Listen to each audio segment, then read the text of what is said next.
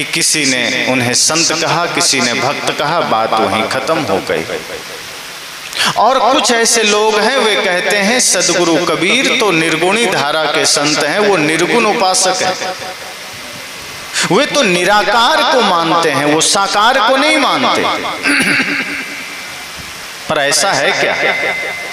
अगर सदगुरु कबीर साकार को नहीं मानते तो वो कहते ही नहीं सब घट में रोसाइयां सोनी सेज न कोय, बलिहारी हुआ घट की जागट प्रगट हो।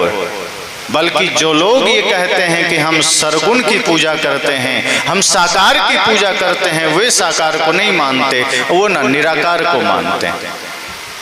जो लोग ऐसा कहते हैं कि मैं साकार की पूजा करता हूं, वे साकार को मानते ही नहीं। साकार मतलब क्या और निराकार मतलब क्या? आपका ही जीवन अपने को देखिए तो आपका शरीर साकार है और शरीर में बैठी हुई आत्मा निराकार है। आत्मा को कोई देखता है क्या? शरीर से ही व्यक्ति की पहचान होती है। आप मुझे नहीं देख रहे हैं, मेरे शरीर को देख रहे हैं। हम आपको नहीं देख रहे हैं, आपके शरीर को देख रहे हैं। हम आपके साकार रूप शरीर को देख रहे हैं।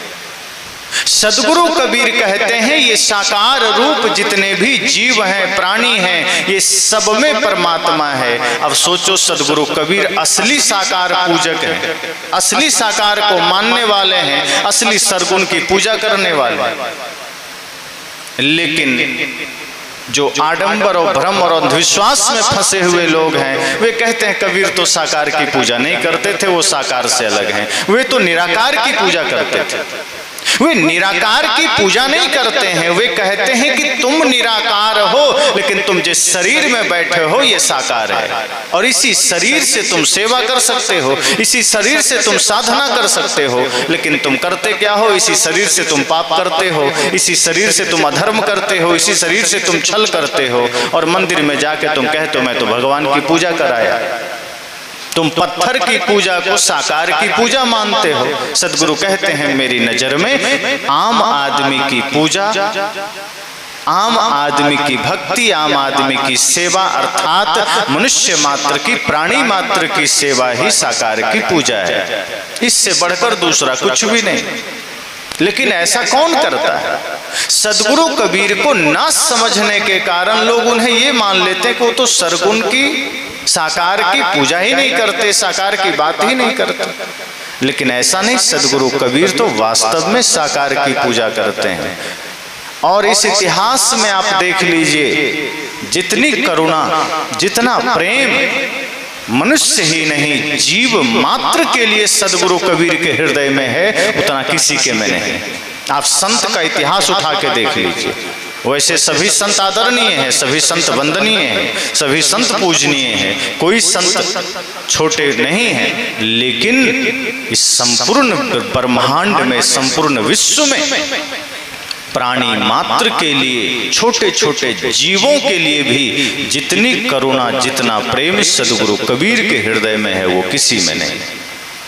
सदगुरु कबीर एकमात्र ऐसे संत हैं जो छोटे छोटे जीवों के लिए भी अपनी बात उतनी ही दृढ़ता के साथ रखते हैं।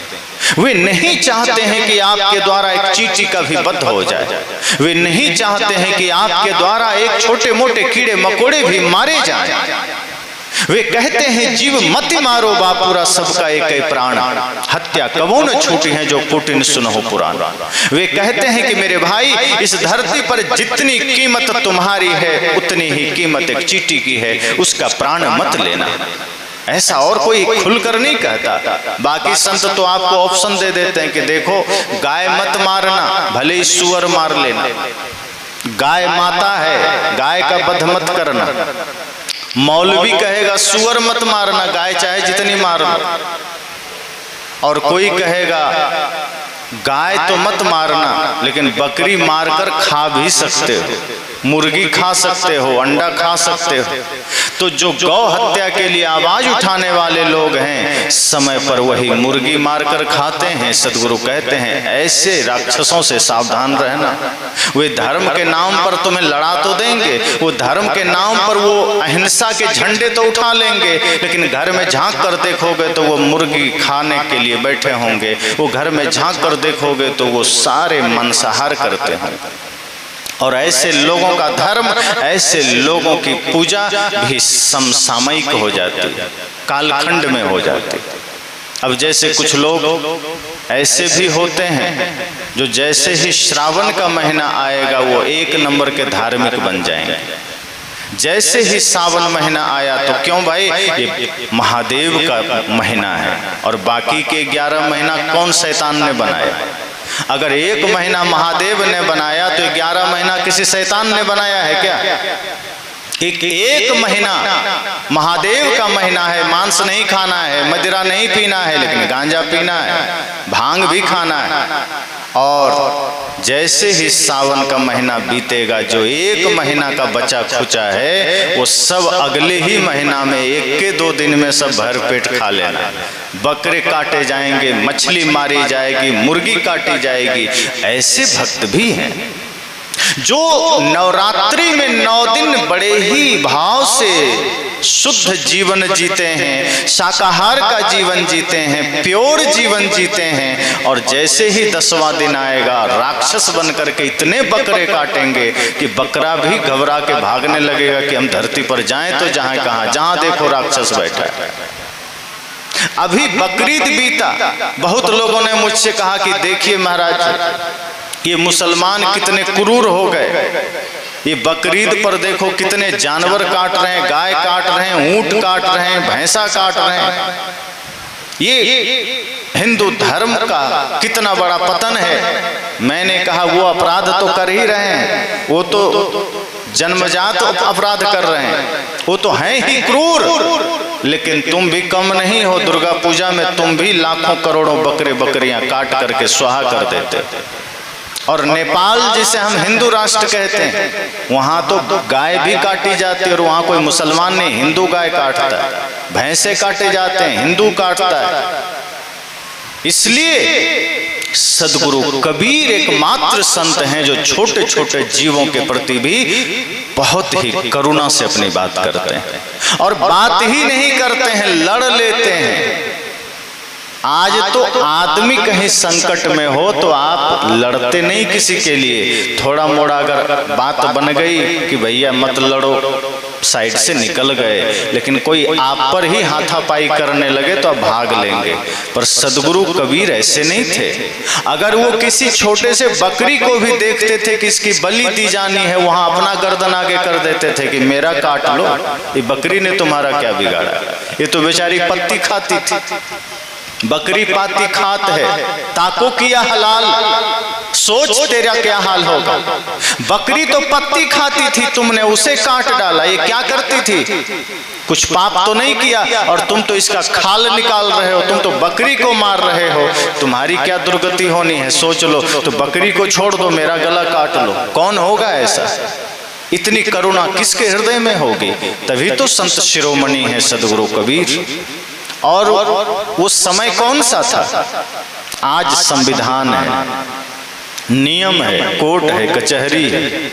अगर कुछ गलती भी हो जाए तो डायरेक्ट आपको सजा नहीं मिलेगी, पकड़े जाएंगे, कोर्ट में लाए जाएंगे, आपको मौका मिलेगा अपना वकील करने को, आप वकील करेंगे, बढ़िया से बहस होगी और अगर किसी कारण से आप निर्दोष साबित हुए तो छूट भी जाएंगे। और अगर कुछ दोषी पाए गए तो कुछ दिनों की सजा होगी। लेकिन वो समय सदगुरु कबीर का याद करो, कोई कोर्ट नहीं, कोई कचहरी नहीं, कोई वकील नहीं, और पूरे देश में इस्लाम का शासन और काशी ब्राह्मणों की नगरी। और पंगा भी दोनों से ही लिया, ब्राह्मणों से और मुल्लाओं से। सोचो कितना बड़ा जिगर रहा होगा सदगुरु कबीर का, साधारण नहीं रहे होंगे। आज खुलकर किसी के बारे में बोल दो तो केस ठोक देते हैं लोग, और किसी अल्लाह खुदा के बारे में बोल दो तब तो सर तन से जुदा के नारे लग जाते हैं। पर सदगुरु कबीर उस वक्त मौलवी को फटकार रहे हैं, ब्राह्मण को फटकार रहे हैं, मुल्ला को फटकार रहे हैं, पादरी को फटकार रहे हैं। और फटकार ही नहीं रहे साधारण भाषा में, ये समझो कि उखाड़ पुखाड़ रहे हैं, तोड़ रहे हैं धर करके कि जो होगा देखा जाएगा, पर जीव मत मारो बापुरा। तुम इस तरह हिंसा नहीं कर सकते, तुम इस तरह से पाप नहीं कर सकते। उन्होंने हिंसा को अपराध कहा, पाप कहा। ये नहीं कहा कि तुम हिंसा करोगे तो नरक में जाओगे। उन्होंने कहा तुम हिंसा कर रहे हो तो तुम नरक में ही हो, जाओगे क्या? अभी ही नरक में हो, जाओगे तो बाद की बात है, अभी ही नरक में हो। तभी तो वे कहते हैं कि धर्म का चोला पहनकर अगर कोई आदमी हिंसा कर रहा है, धर्म का चोला पहनकर अगर कोई आदमी आपको हिंसा के लिए प्रेरित कर रहा है तो वो धार्मिक नहीं हो सकता है, वो कसाई होगा। इसलिए सदगुरु कबीर कहते हैं धर्म कथे जहां जीव बधे तहां अकर्म करे मेरे भाई, जो तोहरा को पंडित कहिए तो काको कहिए कसाई। वे कहते हैं कि मंदिर में माँ दुर्गा के सामने तुम धर्म की पोथी बांच रहे हो और बगल में दर्जनों भेड़ बकरियां बांध रखे हो। सदगुरु कबीर एक बार जा रहे थे, नजर पड़ गई एक मंदिर के पास, देखा ब्राह्मण लोग मंत्रोच्चार कर रहे हैं, मंत्रों का पाठ कर रहे हैं। उन्हें लगा बड़े धार्मिक लोग हैं, बड़े ज्ञानी लोग हैं, थोड़ा हम भी बैठ जाए। चले गए, लेकिन तभी देखते हैं कि दाएं साइड, एक साइड में दर्जनों भेड़ बकरियां बांधी गई थी। सदगुरु कबीर ने कहा कि ये पंडित लोग तो मंत्र पढ़ रहे हैं, ये भेड़ बकरी कौन सा मंत्र पढ़ रहे हैं? ये यहाँ किस लिए लाए गए हैं? क्या औचित्य है? क्या ये भी पूजा कर रहे हैं? उन्हें लगा हो सकता है ये जानवर भी सत्संग सुन रहे हों।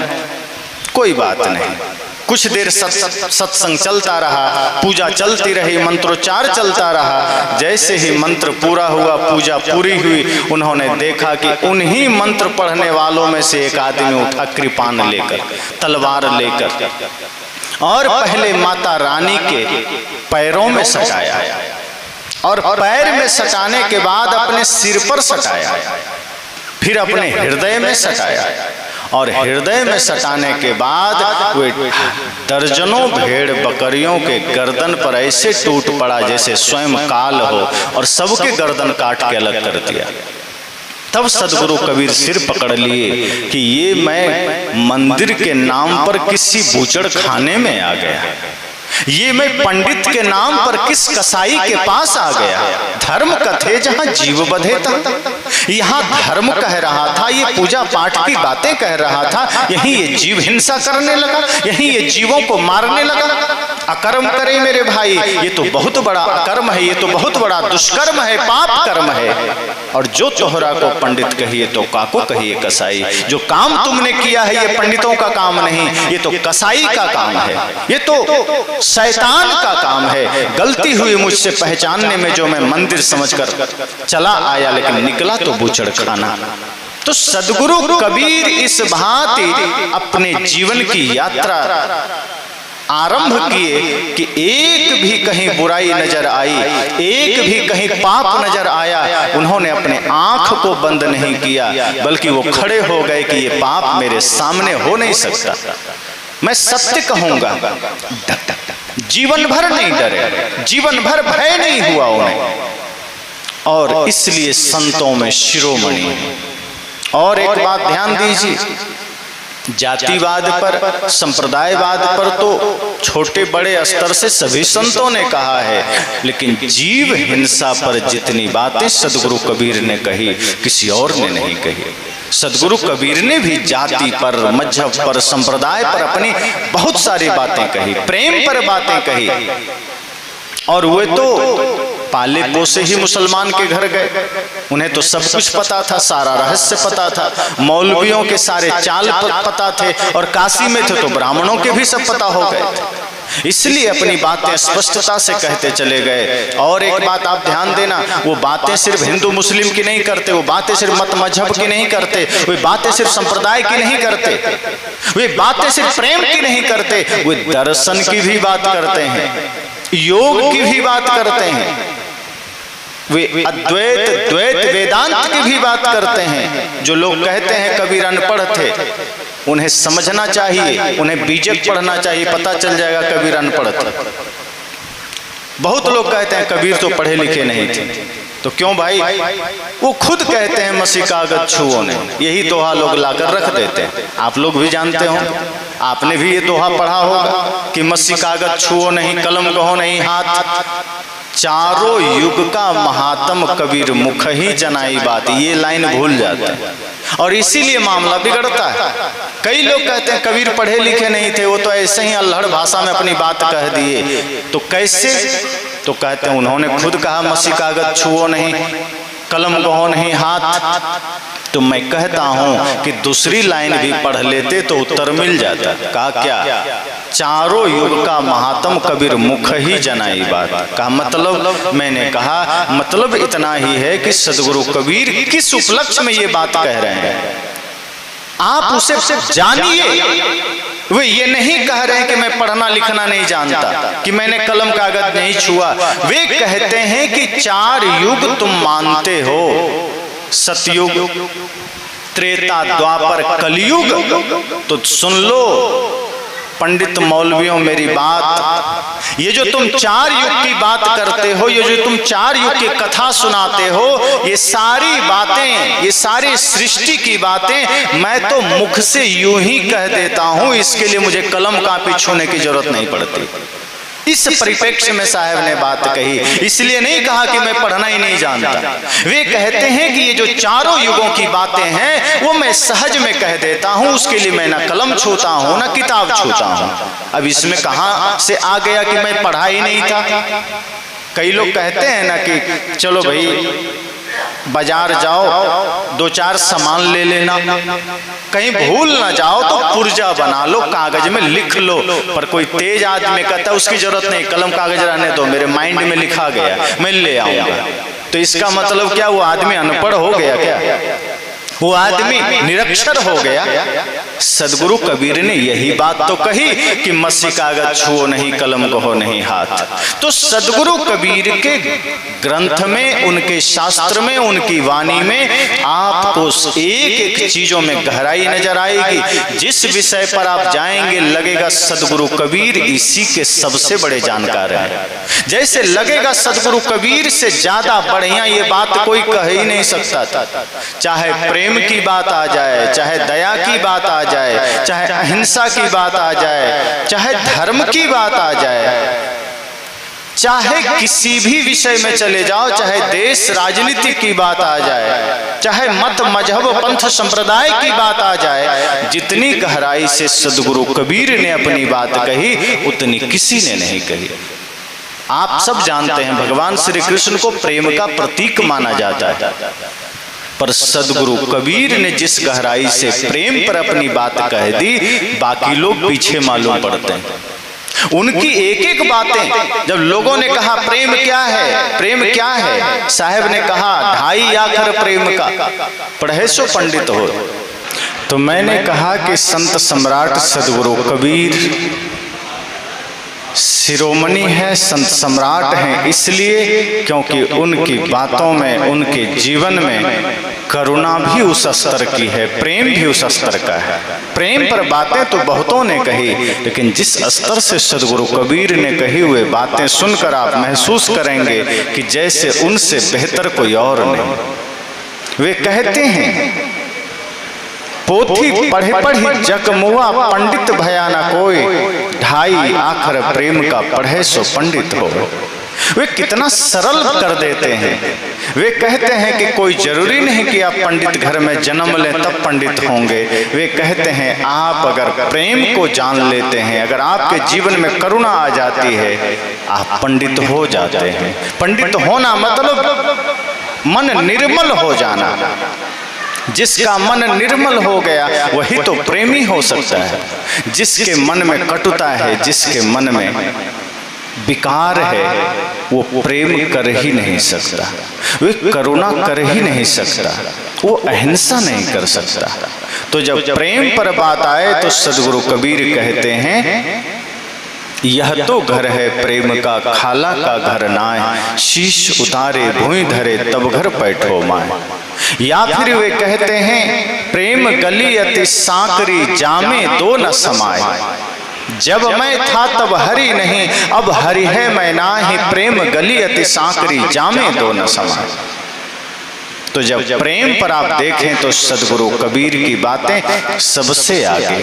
अहिंसा पर देखें तो मालूम पड़ेगा जैसे उनका हृदय इतना विराट, इतना विशाल है कि सब उनसे पीछे। इतनी करुणा किसी के हृदय में कैसे हो सकती कि एक चींटी को भी देखकर किसी का हृदय द्रवित हो उठे। अगर आप अपने जीवन को देखिए तो रोज आप लाखों जीवों को मार देते होंगे। प्रत्यक्ष में सैकड़ों जीव मर जाते होंगे, चलते में कितनी चींटियां मर जाती होंगी, कितने मच्छर मर जाते होंगे, अन्य कितने जीव मर जाते होंगे। अब उन जीवों के लिए हम कभी सोचते हैं क्या? मनुष्य मर जाए तब भी आदमी नहीं सोचता।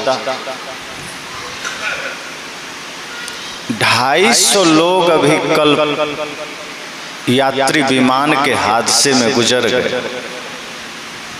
कितने लोग भारत में अपना चूल्हा बंद किए होंगे या कितने लोग संवेदना व्यक्त किए होंगे। बहुतों को तो ये खबर भी पता नहीं होगी, और पता भी होगी तो सोच लेते हैं ऐसा तो होते रहता है।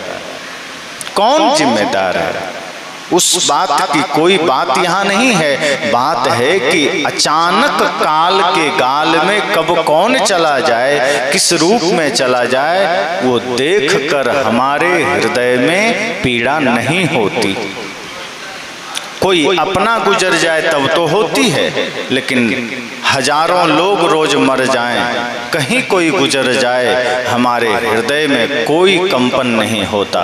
पर सदगुरु कबीर कहते हैं कि एक छोटे से जीव के भी अगर कुछ भी तुम नुकसान करते हो तो मेरे हृदय में पीड़ा होती है, कष्ट होता है। इसलिए वे कहते हैं जीव मत मारो बापुरा। ये भगवान के नाम पर, माता के नाम पर जो तुम बलि देते हो, ये भी मत करना। ये कोई माता कोई भगवान बलि नहीं लेते। ये बलि ना ले करना, हिंसा ना करना, किसी जीव को सताना नहीं, धर्म के नाम पर कुछ भी मत करना।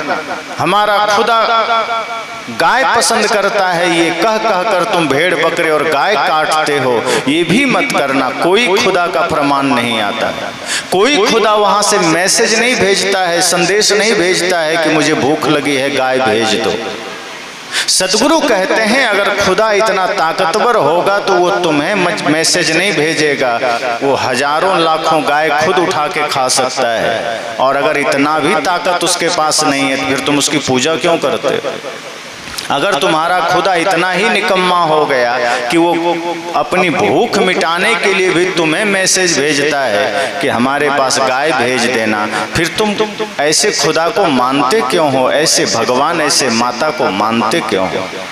जो तोहरा के सांचा देवा तो खेत चरत क्यों न लैया जी। सदगुरु कहते हैं इसलिए हिंसा बंद करो, इसलिए ये जीवों पर अत्याचार बंद करो।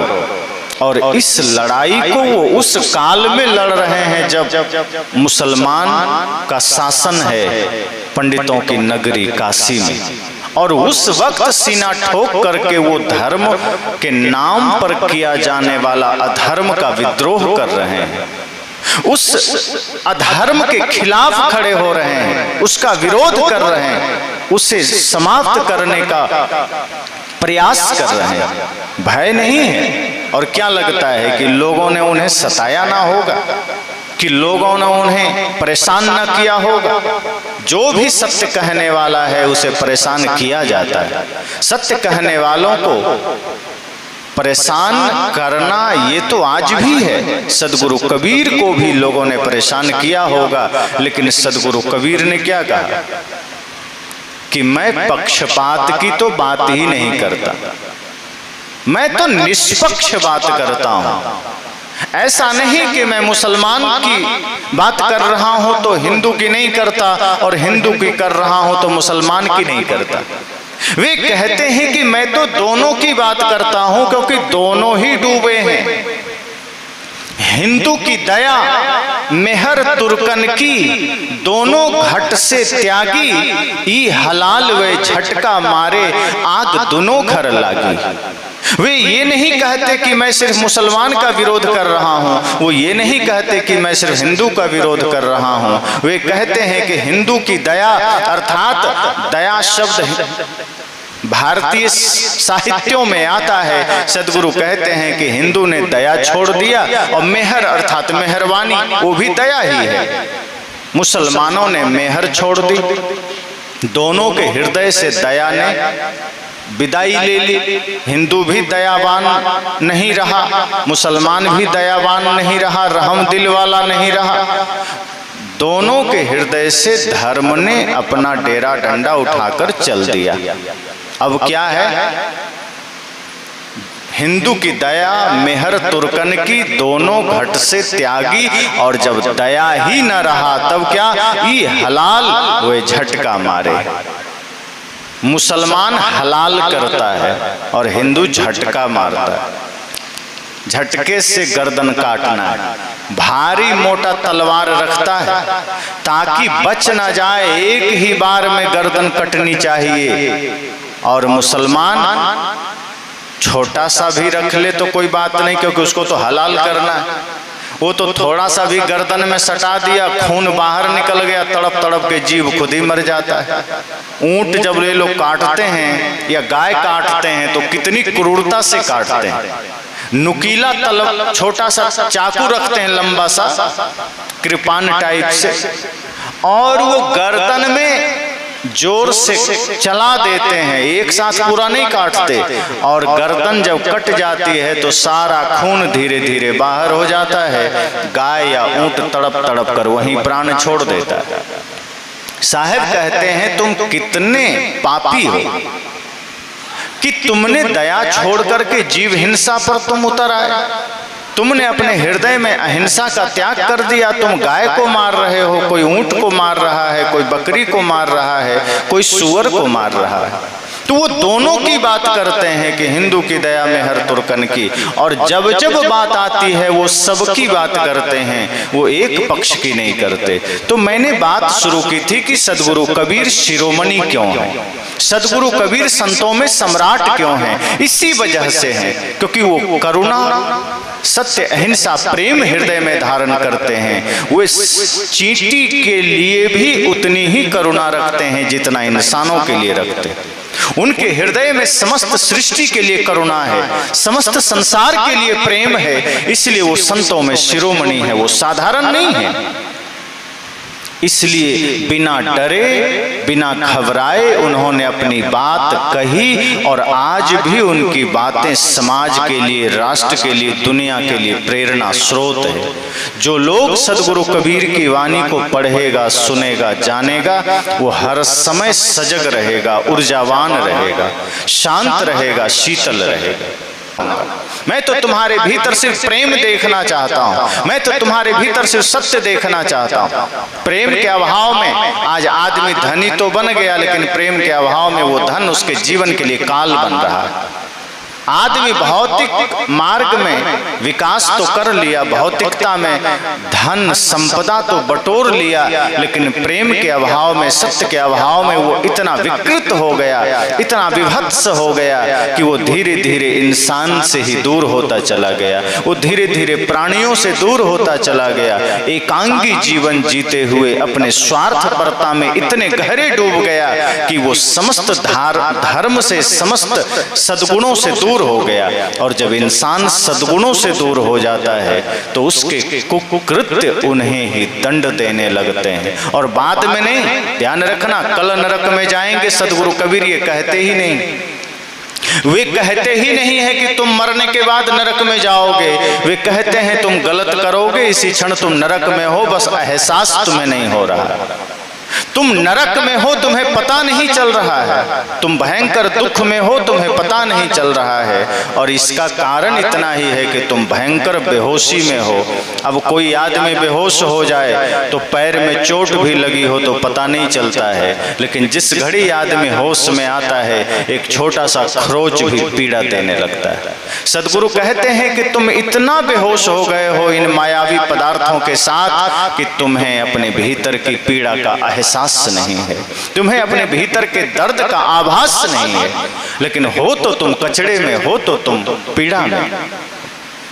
तो सदगुरु कबीर को कुछ लोगों ने इस तरह से भी कहा और कुछ लोगों ने, मैंने पहले ही कहा, उन्हें निराकार कहा कि सदगुरु कबीर तो निर्गुणी धारा के संत हैं, वो निराकार को मानते हैं। लेकिन सदगुरु कबीर जितना साकार को मानते हैं उतना कोई नहीं मानता। साकार को मानने का अर्थ यह नहीं है कि चित्र को मानने लग जाना। साकार को मानने का अर्थ यह नहीं है कि मंदिर में मूर्ति को मानने लग जाना। साकार का अर्थ है कि जिसके भीतर चेतना है, जिसके भीतर प्राण है, उसको मानना। शरीर साकार है, आत्मा निराकार है। दोनों का जब समन्वय होगा तो बात बनेगी। अब जो मूर्ति पूजा करने वाले लोग हैं वो आदमी के साथ बैर करने लगा, और आदमी ही नहीं, अपने भाई के साथ, माता पिता के साथ, पड़ोसी के साथ, मित्र के साथ बैर कर लिया। तो मंदिर में गया, पुजारी बन गया कि मैं तो भगवान की पूजा करता हूँ। पर सदगुरु कबीर कहते हैं कि जिस व्यक्ति के भीतर, जिस जीव के भीतर स्वयं परमात्मा बैठा है, तुम उसका तिरस्कार कर रहे हो, तुम उसे झुठला रहे हो, तुम उसे पीड़ा दे रहे हो, और मंदिर में जाकर तुम कहते हो मैंने साकार की पूजा कर लिया, मैं तो साकार हूं। तो यह बात तो बिल्कुल गले नहीं उतरती कि तुम साकार की पूजा करते हो। सदगुरु कहते हैं साकार की पूजा का मतलब है कि हर घट में परमात्मा को देखना, हर इंसान में, हर प्राणी में भगवान को देखना, और जो ऐसा करता है वही साकार की पूजा करता है। तो इस अर्थ में सदगुरु कबीर तो साकार की भी पूजा कर रहे हैं। कुछ लोग कहते हैं कि सदगुरु कबीर अवतार लिए, और कुछ लोग कहते हैं कि नहीं, माँ के गर्भ से आए, कुछ लोग कहते हैं आकाश से आए। अब जरा विचार करिए, सदगुरु कबीर क्या है? शरीर है या आत्मा है? शरीर तो जड़ है, शरीर किसी के पास भी आएगा। संसार को जानने समझने के लिए शरीर की आवश्यकता राम को भी पड़ी, कृष्ण को भी पड़ी, बुद्ध महावीर को भी पड़ी, कबीर को भी पड़ी। तो जिन जिन ने शरीर को धारण किया वो शरीर सबका पंच भौतिक ही था, वो शरीर सबका मिट्टी पानी आग हवा से ही निर्मित था। और इतना ध्यान रखना कि जो शरीर मिट्टी पानी आग हवा से निर्मित होगा, जो जड़ होगा, वो किसी न किसी माँ बाप के गर्भ से ही आएगा, वो आकाश से नहीं आएगा। तो शरीर माता पिता के गर्भ से आया, लेकिन आत्मा जरूर दिव्यता लेकर आया। सदगुरु कबीर जो हैं, जो आत्मा अगर हम बात करें, वो दिव्यात्मा जरूर कुछ दिव्यता लेकर आए। तो आत्मा तो अजन्मा है, वो तो अविनाशी है, उसका तो जन्म हुआ ही नहीं। तो हम कैसे कहें कि कबीर का जन्म हुआ? सदगुरु कबीर ने जिस शरीर का उपयोग किया उस शरीर का जन्म माता पिता से हुआ, लेकिन जो वो स्वयं है वो अजन्मा है, अविनाशी है। तो इस अर्थ में हम यह कहते हैं कि अगर कबीर अविनाशी और अजन्मा है तो बात ठीक है, लेकिन शरीर अविनाशी नहीं है, शरीर अजन्मा नहीं है, और वह अजन्मा अविनाशी सब के भीतर बैठा हुआ आत्मा है। कोई इस कबीर साहब का ही नहीं है। आपके भीतर जो आत्मा है, अर्थात आप जो स्वयं हैं, आप भी अजर हैं, अमर हैं, अखंड हैं, अविनाशी हैं। सदगुरु कबीर भी अविनाशी हैं। लेकिन इस अर्थ में ऐसा नहीं कि वो इस धरा पर आकाश से उतर आए। तो कुछ लोग ऐसा मानते हैं कि नहीं, कबीर साहब गगन मंडल से उतरे, गगन मंडल से उतरे सतगुरु सत्य कबीर, अन्न आहार करता नहीं ताका नाम कबीर। तो आत्मा तो अनहार कुछ भी नहीं करता, बात तो ठीक ही, अनहार तो शरीर करता है। आत्मा का भोजन ये दाल भात सब्जी रोटी नहीं है, आत्मा का भोजन ये ज्ञान है, भक्ति है, प्रेम है। ये आत्मा ये बाहर का भोजन नहीं लेती। तो अगर ऐसा कहा गया तो बात ठीक ही है। गगन मंडल से उतरे उस सत्य के आकाश से सदगुरु कबीर का दिव्य आत्मा आया, इस धरती पर आए, और आत्मा कौन सा अन्न खाता है, कौन सा आहार लेता है, तो बात ठीक है अगर हम इस रूप में देखते हैं। लेकिन यह मानना कि नहीं सशरीर गगन मंडल से आए, तो ये अतिशयोक्ति है, ये अति श्रद्धा है। और यह बातें भी सदगुरु कबीर ने पाखंड ही कहा, स्वयं उन्होंने कहा कि पाखंड है। तो सदगुरु कबीर के एक एक विचारों को हमें समझना होगा कि दुनिया ने उन्हें क्या समझा, विद्वानों ने उन्हें क्या समझा, अन्य मतपंथ के लोगों ने उन्हें क्या समझा, ब्राह्मणों ने क्या समझा, और आज हम लोग क्या समझ रहे हैं।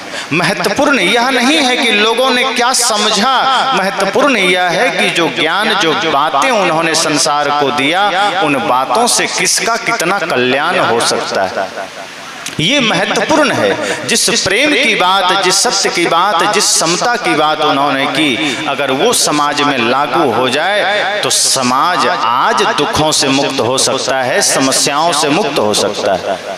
आज जातिवाद के जहर में समाज जलता है, आज संप्रदायवाद के जहर में समाज जलता है। कबीर साहब ने इसका विरोध किया कि इसको मिटा दोगे तुम सुख से जियोगे, लेकिन ऐसा हम नहीं कर पाते। कबीर पंथ में होने के बाद भी, कबीर पंथी होने के बाद भी, कबीर पंथी संत से माला लेने के बाद भी हम कहीं ना कहीं जातिवाद के जंजालों में पड़े रहते हैं। कहीं ना कहीं हम उसका जिक्र करते हैं, कहीं ना कहीं हम उसकी बात करते हैं। एक सज्जन चर्चा कर रहे थे कि हम अमुक जाति से आते हैं। मैंने कहा कि जो व्यक्ति गुरु से ज्ञान ले लेता है, जो व्यक्ति गुरु से माला ले लेता है, उसकी जाति भक्ति की हो जाती है, उसकी जाति प्रेम की हो जाती है, उसकी जाति मानवता की हो जाती है। फिर कोई दीवार नहीं, कोई जाति नहीं। लोग पिछड़ी अगड़ी जातियों का भेद मान करके कहीं भोजन नहीं करेंगे, कहीं पानी नहीं पिएंगे, कहीं बैठेंगे नहीं। इतनी सारी बीमारियां कबीर पंथ में भी चल रही है। मैं दूसरे की बात नहीं कर रहा। सदगुरु कबीर ने कहा कि जब अपने ही घर में कचड़े हों तो दूसरे के कचड़ों पर नजर डालकर क्या करोगे। अपने घर के कचड़े को तो बुहारो। जो तू साची वानिया साची हाट लगाओ, अंदर झाड़ू दे के कूड़ा दूर बहाओ। अगर तुम धर्म के सच्चे व्यापारी हो, ज्ञान के सच्चे व्यापारी हो, गुरु भक्त हो, तो अपने भीतर सत्य हिंसा का, ज्ञान का, विवेक का, विचार का झाड़ू लगाना और उस सारे विकार के कचड़े को बाहर कर देना। तो सदगुरु कबीर ने कहा कि अपने हृदय में जो कचड़े तुमने पाल रखे हैं उसे मिटाना, ये जाति पाति की दीवारों को मिटाना। कबीर पंथी वो नहीं है जो माला गले में पहनकर घूम रहा है। बहुत लोग कबीर पंथी नाम सुनकर ही घबरा जाते हैं कि कबीर पंथी, पर क्या कबीर पंथी का इतना ही अर्थ है, इतना ही उसका विस्तार व्याख्या है। कबीर पंथी का पहले अर्थ जान लीजिए। कबीर नाम तो परम ज्ञान का है, कबीर नाम तो परम शुद्ध चैतन्य का है, और जो उस रास्ते पर चलने वाला हो, जो सत्य के मार्ग पर चलने वाला हो, प्रेम के मार्ग पर चलने वाला हो, ज्ञान के मार्ग पर चलने वाला हो, वो कबीर पंथी है। कबीर पंथी माला पहनने वाला नहीं है, कबीर पंथी सफेद टीका लगाने वाला नहीं है, कबीर पंथी सिर्फ भोज भंडारा खाने वाला नहीं है। कबीर पंथी वह है जो प्रेम के मार्ग पर चलता है, जो सत्य के मार्ग पर चलता है, जो अहिंसा के मार्ग पर चलता है, जो मानवता के मार्ग पर चलता है। और जो मानवता के मार्ग पर चलेगा वो जाति पाति का भेद नहीं करेगा। जो मानवता के मार्ग पर चलेगा वो संप्रदाय का भेद नहीं करेगा, वो सब घट मेरो साइया का भाव लेकर चलेगा। अगर कोई व्यक्ति आज के हिसाब से पिछड़ा कुल का है और यदि उसका जीवन शुद्ध है, पवित्र है, नशा नहीं करता है, दुर्व्यसन नहीं करता है, मांस नहीं खाता है, पूर्ण स्वच्छता का पालन करता है, भक्ति में जीता है, प्रेम में जीता है, पवित्रता का ध्यान रखता है, तो समझना कि वो ब्राह्मण से भी श्रेष्ठ है। फिर उसके घर बैठकर आराम से भोजन पाओ, सत्संग करो, आनंद हो और सौभाग्य मनाओ कि आपको उसके घर बैठकर खाने का अवसर मिला। ये भी मत समझ लेना कि मैं पिछड़े के घर बैठ के खाया, तुमने एहसान नहीं किया। ये समझना कि मैं ऐसे दिव्य पुरुष के घर बैठकर मुझे खाने का मौका मिला, ये मेरा सौभाग्य है। लेकिन कोई अगड़ी जाति में जन्म लिया और कर्म उसका राक्षस का है, कर्म उसका पूरा भयंकर शैतानों वाला है, खान पान राक्षसों वाला है, और अगर वहां आपने गिलास पानी भी पी लिया तो समझना आपका जीवन का सारा धर्म भ्रष्ट हो गया। तो चाहे वो अगड़ी जाति का हो, लेकिन अगर वो कर्म से हीन है, अगर वो कर्म से पतित है, तो वहां एक गिलास पानी भी मत पीना। लोग सदगुरु कबीर ने कहा छुआछूत नहीं मानना, पर इस अर्थ में मान सकते हैं, मानना ही चाहिए। कर्म के आधार पर छुआछूत मानना चाहिए, जाति के आधार पर नहीं मानना चाहिए। जाति के वजह से किसी को छोटा नहीं कहना चाहिए, पर कर्म के आधार पर तो मानना पड़ेगा। अब जैसे कोई मांस खाने वाला आदमी, शराब पीने वाला आदमी, समस्त पाप करने वाला आदमी है, दुष्कर्म करने वाला आदमी है, वहां हम लोग एक गिलास पानी भी नहीं पी सकते। अब कोई कहे कि आप भी तो छूत मानते हैं, हाँ, तो ऐसे में तो मानना पड़ेगा और मानेंगे ही। जो आदमी नीच कर्म करता है वहां खड़ा होना पाप है, पानी पीना तो दूर की बात है। पर अगर कोई पवित्र कर्म वाला है, पवित्र विचार वाला है, पवित्र मन वाला है, वहां आप पानी पीजिए, भोजन कीजिए। तो कर्म के आधार पर छुआछूत मानो। एक भक्त अगर वो सच में भक्त है तो संतों ने कहा है कि फिर आपको किसी मांसाहारी के घर भोजन तो क्या पानी भी नहीं पीना। ये छुआछूत मानो। जहां कोई कर्म से गिरा हुआ इंसान है वहां समानता तब आएगी जब वो व्यक्ति अपने जीवन का सुधार करेगा। अगर कोई मांस मछली मदिरा खाने पीने वाला है और आपने वहां भोजन कर लिया तो आपकी पवित्रता भी चली जाएगी। तो आप बैठिए, बैठने में मनाही नहीं है, वहां जाइए, बैठिए, सत्संग करिए, ज्ञान रखिए, प्रेम रखिए, लेकिन आहार ग्रहण मत करिए, पानी मत पीजिए। अगर आप पी लिए तो समझो कि आपका भी सत्यानाश हो गया। क्योंकि जो व्यक्ति हिंसा कर रहा है, सदगुरु कबीर ने उसे भयंकर पाप कहा है। कोटिन सुनहु पुराण, साहब ने कहा ना, हत्या कब न छूटे हैं जो कोटिन सुनहु पुराण। उन्होंने कहा कि ये हत्या का फल इतना भयंकर होगा, ये हत्या का पीड़ा इतना भयंकर होगा कि करोड़ों पुराण सुन लेने से भी वो मिटेगा नहीं। तो सदगुरु कबीर ने बड़ा सरल मार्ग दिया। तो किसी ने कुछ कहा, किसी ने कुछ कहा। मैंने पहले ही कहा कि सदगुरु कबीर को देखने की आंखें अलग अलग हो सकती है, पर सदगुरु कबीर का ज्ञान अलग नहीं है। वो वही शुद्ध मानवतावादी ज्ञान है, वो वही प्रेम से भरा हुआ ज्ञान है, वो वही करुणा से भरा हुआ ज्ञान है। और जो इस बात को समझ लेता है वो देख लेता है कि संतों में सम्राट क्यों हैं वे, संतों में शिरोमणि क्यों हैं वे। सहज नहीं था जीवन, सदगुरु कबीर का जीवन आसान नहीं था, कितनी कठिनाइयां उनको झेलनी पड़ी, पर अपनी बातें उन्होंने कही।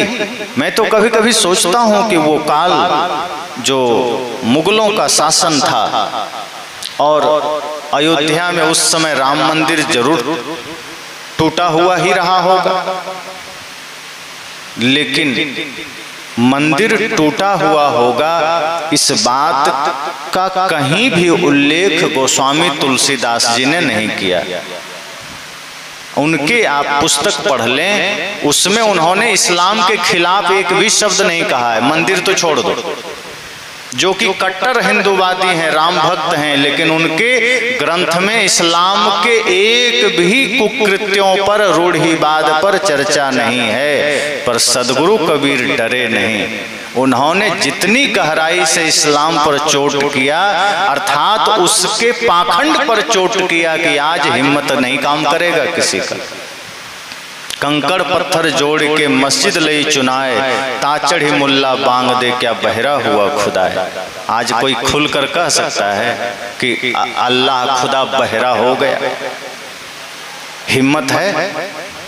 और इतना ही नहीं रुकते हैं, वे कहते हैं ना जाने तेरा साहिब बहरा है, ना जाने तेरा साहिब कैसा है, मस्जिद भीतर मुल्ला पुकारे क्या साहिब तेरा बहरा है।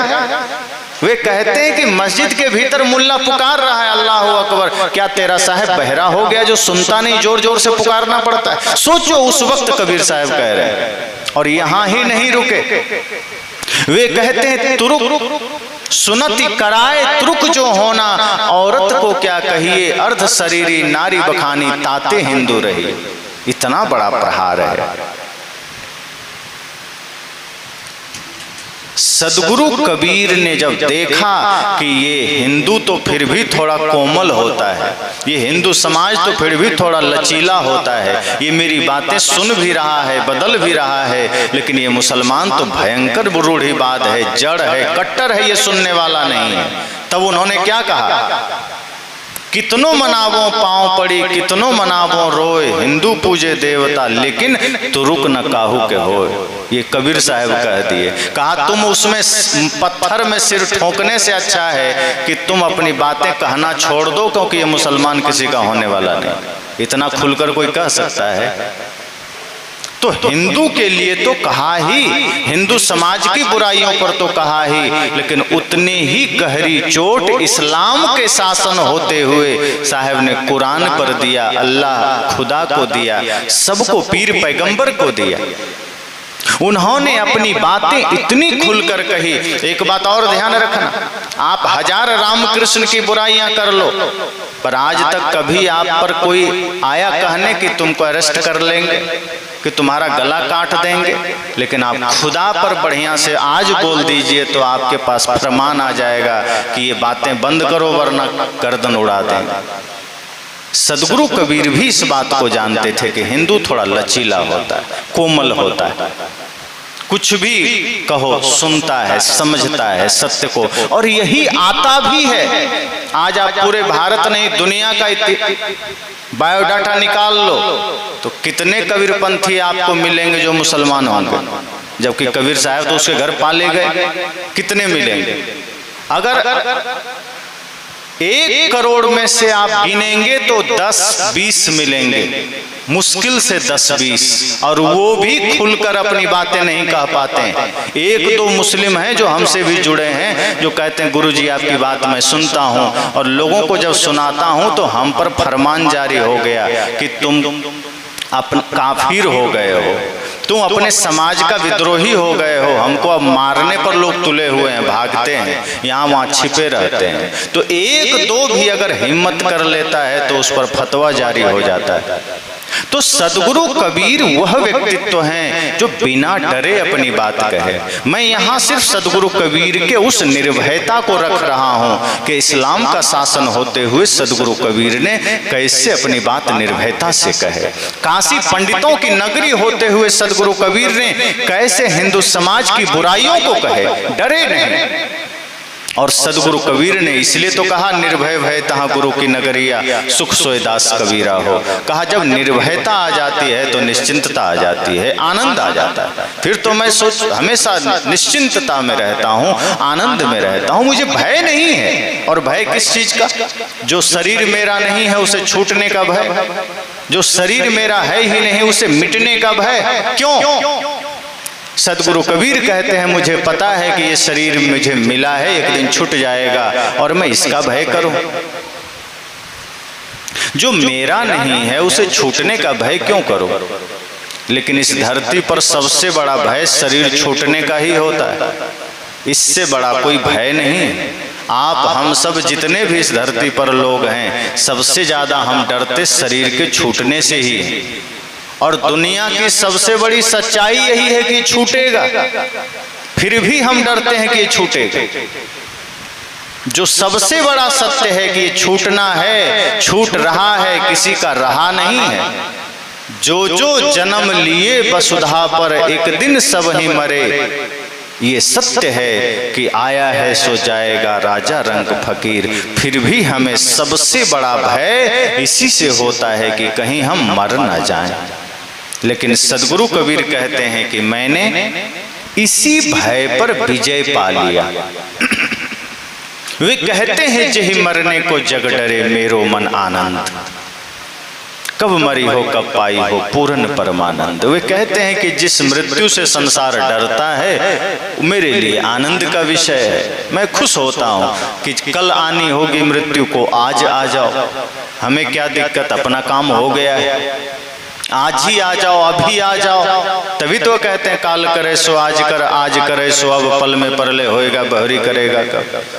वे जानते हैं कि मृत्यु कभी भी घटित हो सकती है, इसलिए आपके लिए भी कहते हैं कि कल पर मत छोड़ देना, कुछ परसों पर मत छोड़ देना कि कल भजन कर लेंगे, कल सत्संग कर लेंगे, कल दान कर लेंगे, कल पूजा कर लेंगे, कल गुरु भक्ति कर लेंगे। साहब कहते हैं कल का कोई भरोसा नहीं, आज करना, और आज जो करने को सोचे हो अभी कर लेना, अगले पल का कोई ठिकाना नहीं, कोई भरोसा नहीं। पर हम सब ऐसे लोग हैं जो धर्म के कार्य को, पुण्य के कार्य को, सही कार्य को कल पर टाल देते हैं। अगर सत्संग में जाना है तो कल कर लेंगे, दान करना है कल कर लेंगे, किसी की सेवा करनी है कल कर लेंगे, लेकिन दारू पीना है तो आज ही पी लेंगे, गाली देना है अभी दे लेंगे, लड़ाई करना है अभी लड़ लेंगे, भाई से जमीन बंटवारा करना है अभी ही करना है, चोरी करनी है आज ही रात में कर लेंगे, कल पर नहीं छोड़ते। तो जितने पाप हैं हम आज ही कर लेते हैं और जितने पुण्य हैं उसे हम कल पर टाल देते हैं। सदगुरु कहते हैं थोड़ा गणित अपना बदल लो भाई, गणित अपना थोड़ा चेंज कर लो, सिस्टम बदल लो, जितने पाप हैं उसे कल पर टाल दो। अगर चोरी का मन करे सोच लो कि कल कर लेंगे, गाली देने का मन करे सोच लो कल दे लेंगे, झगड़ने का मन करे सोच लो कल कर लेंगे, गलत करने का मन करे सोच लो कल कर लेंगे, लेकिन अच्छा करने का मन हो जाए, धर्म करने का मन हो जाए तो कल पर मत टाल देना, उसे आज करना, अभी करना। तो सदगुरु कबीर कहते हैं कि मुझे पता है ये जीवन सदा नहीं रहेगा, ये जीवन अस्थाई नहीं है, इसलिए मैं डरता नहीं, मैं निर्भय हो गया। और जब निर्भय व्यक्ति हो जाता है तो सत्य कहने लग जाता है, फिर वो ये नहीं देखेगा कि मेरे कहने से कोई नाराज तो नहीं हो जाएगा। हाँ, एक बात और है कि कहने में ये तो देखना ही पड़ता है कि कोई नाराज हो या ना हो, उससे हमें फर्क नहीं पड़ता, लेकिन एक बात यह देखनी पड़ती है कि मेरी बातों से सुधार तो हो जाएगा ना। अगर आपके भीतर से निकली हुई बातों का अर्थ इतना हो जाए कि इससे सुधार होना है समाज का, तब आप थोड़ा सा उसी हिसाब से बात करेंगे। अगर सिर्फ मन में यह ख्याल आ जाए कि मुझे तोड़ना है, फोड़ना है, बर्बाद करना है, तब आप उस हिसाब से हथौड़ी चलाएंगे। जैसे कभी कभार कहीं कोई सामान फंस गया, कुछ ऐसा दीवार में, नल में, पंखे में, कहीं भी आप जोड़ लो, गाड़ी में कुछ चीजें फंस गई, तो मिस्त्री को अगर उस चीज को बचा करके निकालना है तब वो हथौड़ी चलाता तो है, लेकिन ऐसे चलाता है कि उसके वजह से वो सामान टूट ना जाए और दूसरा भी ना टूट जाए। तो बड़े ही तरकीब से निकालता है, हथौड़ी चलाता है, ऐसा नहीं कि हथौड़ी नहीं चलाता है, लेकिन वह ध्यान रखता है कि इस हथौड़ी से दूसरा सामान टूट ना जाए या फिर यही सामान पुनः टूट ना जाए, क्योंकि रिपेयर करना है। अब पंखा ही खोलना है, कुछ उसका मोटर निकालना है, तो जब जानेगा कि मोटर सही है, सिर्फ रिपेयर करने से सही हो जाएगा, तब हथौड़ी चलाएगा सावधानी से, ध्यान से कि मोटर निकल जाए। लेकिन अगर मिस्त्री को यह पता चल गया है कि मोटर खराब है या कोई भी सामान खराब है और अब इसको निकालने से कोई फायदा नहीं, बनेगा नहीं, तब हथौड़ी देखिए कैसा चलाएगा, कि फिर वो ऐसा चलाएगा कि एक ही हथौड़ी में सब टूट फूट के बराबर हो जाएगा, क्योंकि उसे बचाना लक्ष्य नहीं है, उसे सुरक्षित निकालना लक्ष्य नहीं है, बस उसका लक्ष्य है इसको सही खाली कर देना है, उसको निकाल देना है।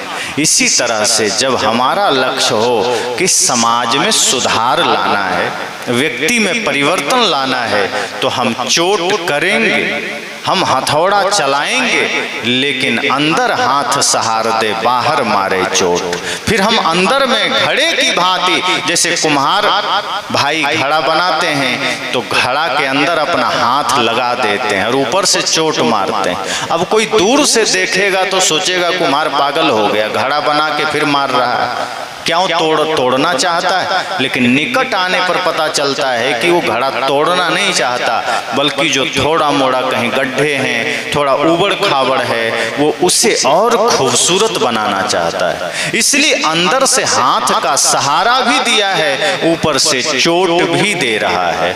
तो सदगुरु कबीर ने हथौड़ा तो चलाया, ज्ञान का प्रहार तो किया, लेकिन यह नहीं, इस भाव से नहीं कि मुझे सबको तोड़ देना है, कि हिंदू मुसलमान में लड़वा देना है, कि मुसलमान को लड़ा देना है, कि हिंदू को लड़ा देना है। नहीं, उनका ध्येय था कि सिर्फ उसे पाखंड से बाहर निकाल लेना है, कि उसे सिर्फ आडंबर से बाहर निकाल लेना है, कि उसे सिर्फ जातिवाद से बाहर निकाल लेना है, उसे सिर्फ बुराइयों से बाहर निकाल लेना है। इस ध्येय के साथ उन्होंने तरकीबें भी दी, इस ध्येय के साथ, इस लक्ष्य के साथ उन्होंने व्यक्ति को मार्ग भी दिया, उन्हें निकलने का अवसर भी दिया, और जो बुराइयां थी उस पर चोट भी किया, जो पाखंड था उस पर चोट भी किया, जो अंधविश्वास था उस पर चोट भी किया। इसलिए समाज जिन जिन पाखंड में फंसा था, जिन जिन अंधविश्वासों में फंसा था, सदगुरु कबीर ने उसे ध्वस्त भी किया। जिन जातिवाद के जहर में समाज था उसे भी मिटाने का प्रयास किया। इसलिए वो हिंदू की बात आई तो उसकी बुराइयों को भी खुलकर कहा, लेकिन प्रेम की बात भी कहा, राम के आदर्शों की बात भी कहा, कृष्ण के आदर्शों की भी बात कही। और जब कुरान की बात आई तब उस पर भी साहब ने कहा कि अगर तुम सच में कुरान को मानने वाले लोग हो तो ये देखो कि कोई भी शास्त्र हो, रहम की बात सब जगह है, दया की बात सब जगह है, प्रेम की बात सब जगह है, मानवता की बात सब जगह है, फिर तुम उसे मानते क्यों नहीं हो? वे ये नहीं कहते कि वेद झूठा है, कुरान झूठा है, वे तो कहते हैं वेद किताब कहा कि झूठा झूठा जो न विचारे। वे कहते हैं, मैं ये नहीं कहता कि वेद झूठा है, किताब अर्थात कुरान झूठा है। वे कहते हैं कि जिन महापुरुषों ने ये शास्त्र लिखे हैं उनमें हजारों मोतियां हैं, हजारों ज्ञान के सूत्र हैं, जो उन पर विचार नहीं करता है वो आदमी झूठा है।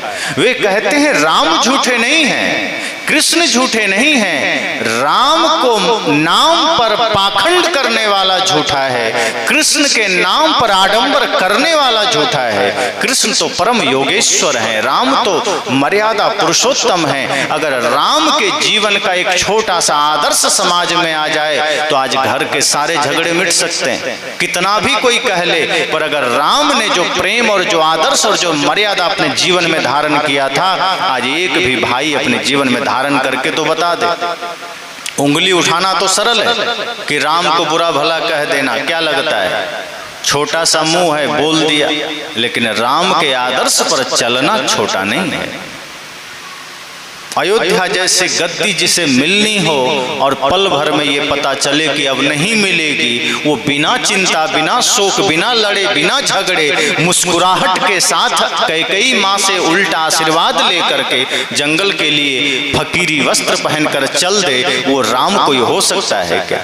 आज तो आदमी इतनी चालाकी करता है कि पिता को बहला फुसला करके अपने भाई से ज्यादा जमीन अपने नाम करवाना चाहता है कि मेरे भाई से थोड़ा बड़े भैया या छोटे भैया को छोड़ देना, थोड़ा मुझे ज्यादा दे दो। तो आज तो भाई ऐसे भी हो गए जो 1 इंच जमीन भी अपने पास से देना नहीं चाहता, वो राम पर उंगली उठाता है, वो कृष्ण पर उंगली उठाता है। भगवान श्री कृष्ण तो योगेश्वर है। हालांकि भागवत वालों ने श्री कृष्ण की छवि को बड़ा धूमिल किया है, गंदा बना दिया। आपको महाभारत पढ़ना चाहिए। आप जब महाभारत पढ़ेंगे तो पता चलेगा कृष्ण रसिया नहीं थे, छलिया नहीं थे, रास कभी नहीं रचाया, वो स्त्रियों के साथ नाचे भी नहीं थे, वो तो समता मूलक थे। वे तो लोगों में समानता लाने वाले पहले व्यक्ति थे। मूर्ति पूजा के नाम पर किया जाने वाला पाखंड का विरोधी थे। जब उस वक्त उनका समाज इंद्र की पूजा के नाम पर लाखों टन दूध और अन्न बर्बाद कर देते थे, उस वक्त कृष्ण ने कहा कि इंद्र की पूजा क्यों करते हो? तो लोगों ने कहा नहीं करेंगे तो बरसात नहीं होगी। कहा कि उसकी पूजा से बरसात थोड़े होती है, बरसात का अपना नियम है, कानून है, विज्ञान है। उसके नाम पर ये पूजा पाखंड है। और उस वक्त भगवान कृष्ण ने उस पाखंड का विरोध किया था। लेकिन कुछ दुष्ट प्रवृत्ति के लोगों ने कृष्ण के उस ज्वलंत रूप को छिपा दिया, ढक दिया और एक नया ही रूप छलिया वाला ले आया, एक नया ही रूप रसिक बना दिया, जिसकी चर्चा तक महाभारत में नहीं है। भागवत की रचना करके उनके छवि को भी खराब किया। तो कृष्ण जैसा योगी होना, मैं तो जब गीता पढ़ रहा था तो मैं एक एक सूत्र को देखा, मुझे लगा कि इतनी गहरी बातें जो कर सकता है वो किसी की हत्या कैसे करवा देगा। जो स्थित प्रज्ञस्य का भाषा समाधिस्थस्य केशव का उत्तर इतना गहरा दे रहे हैं कि कैसे राग, कैसे भय, कैसे छल कपट से हमारा मन रोगी बनता है और कैसे हम मनोविकारों से मुक्त होकर स्थित प्रज्ञस्य बन सकते हैं, कैसे कामनाओं का त्याग करके, कैसे हिंसा से मुक्त होकर के हम दिव्य बन सकते हैं। वो व्यक्ति किसी पर बाण चलाने के लिए कहेगा क्या? वो व्यक्ति किसी को मारने के लिए कहेगा क्या?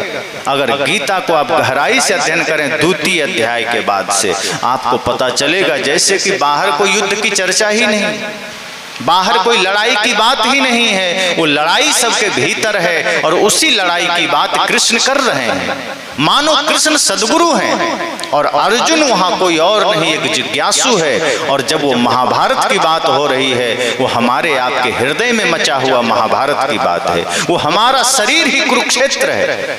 इस शरीर को क्षेत्र भी कहा गया है।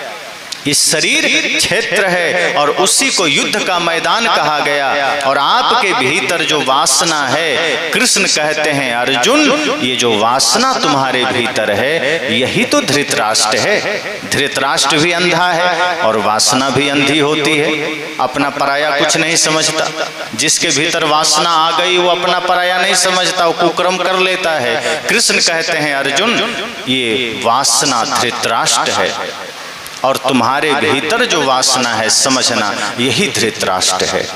और जो तुम्हारी बुद्धि कुंठित हो गई है यही तो कर्ण है। ये कर्ण कोई बाहर थोड़े है, तुम्हारी कुंठित बुद्धि ही कर्ण है। जब बुद्धि कुंठित हो जाती है तो कितना भी बड़ा साहसी आदमी हो, ज्ञानी आदमी हो, वो गलत छोड़ता नहीं है, फिर वो अधर्म करने लग जाता है। वही तो कर्ण ने किया। तो कर्ण का प्रतीक क्या है कि वो कुंठित बुद्धि ही कर्ण है और अहंकार ही दुर्योधन है। कृष्ण कहते हैं अर्जुन, ये तुम्हारे भीतर जो अहंकार है वही तो दुर्योधन है। जो सब कुछ मिट जाए तो मिट जाए पर अहंकार न मिटे, अपना रुतबा बना रहना चाहिए। और ये जो दुराचार है तुम्हारे भीतर यही तो दुशासन है, जिसने पांचाली का वस्त्र स्पर्श किया था।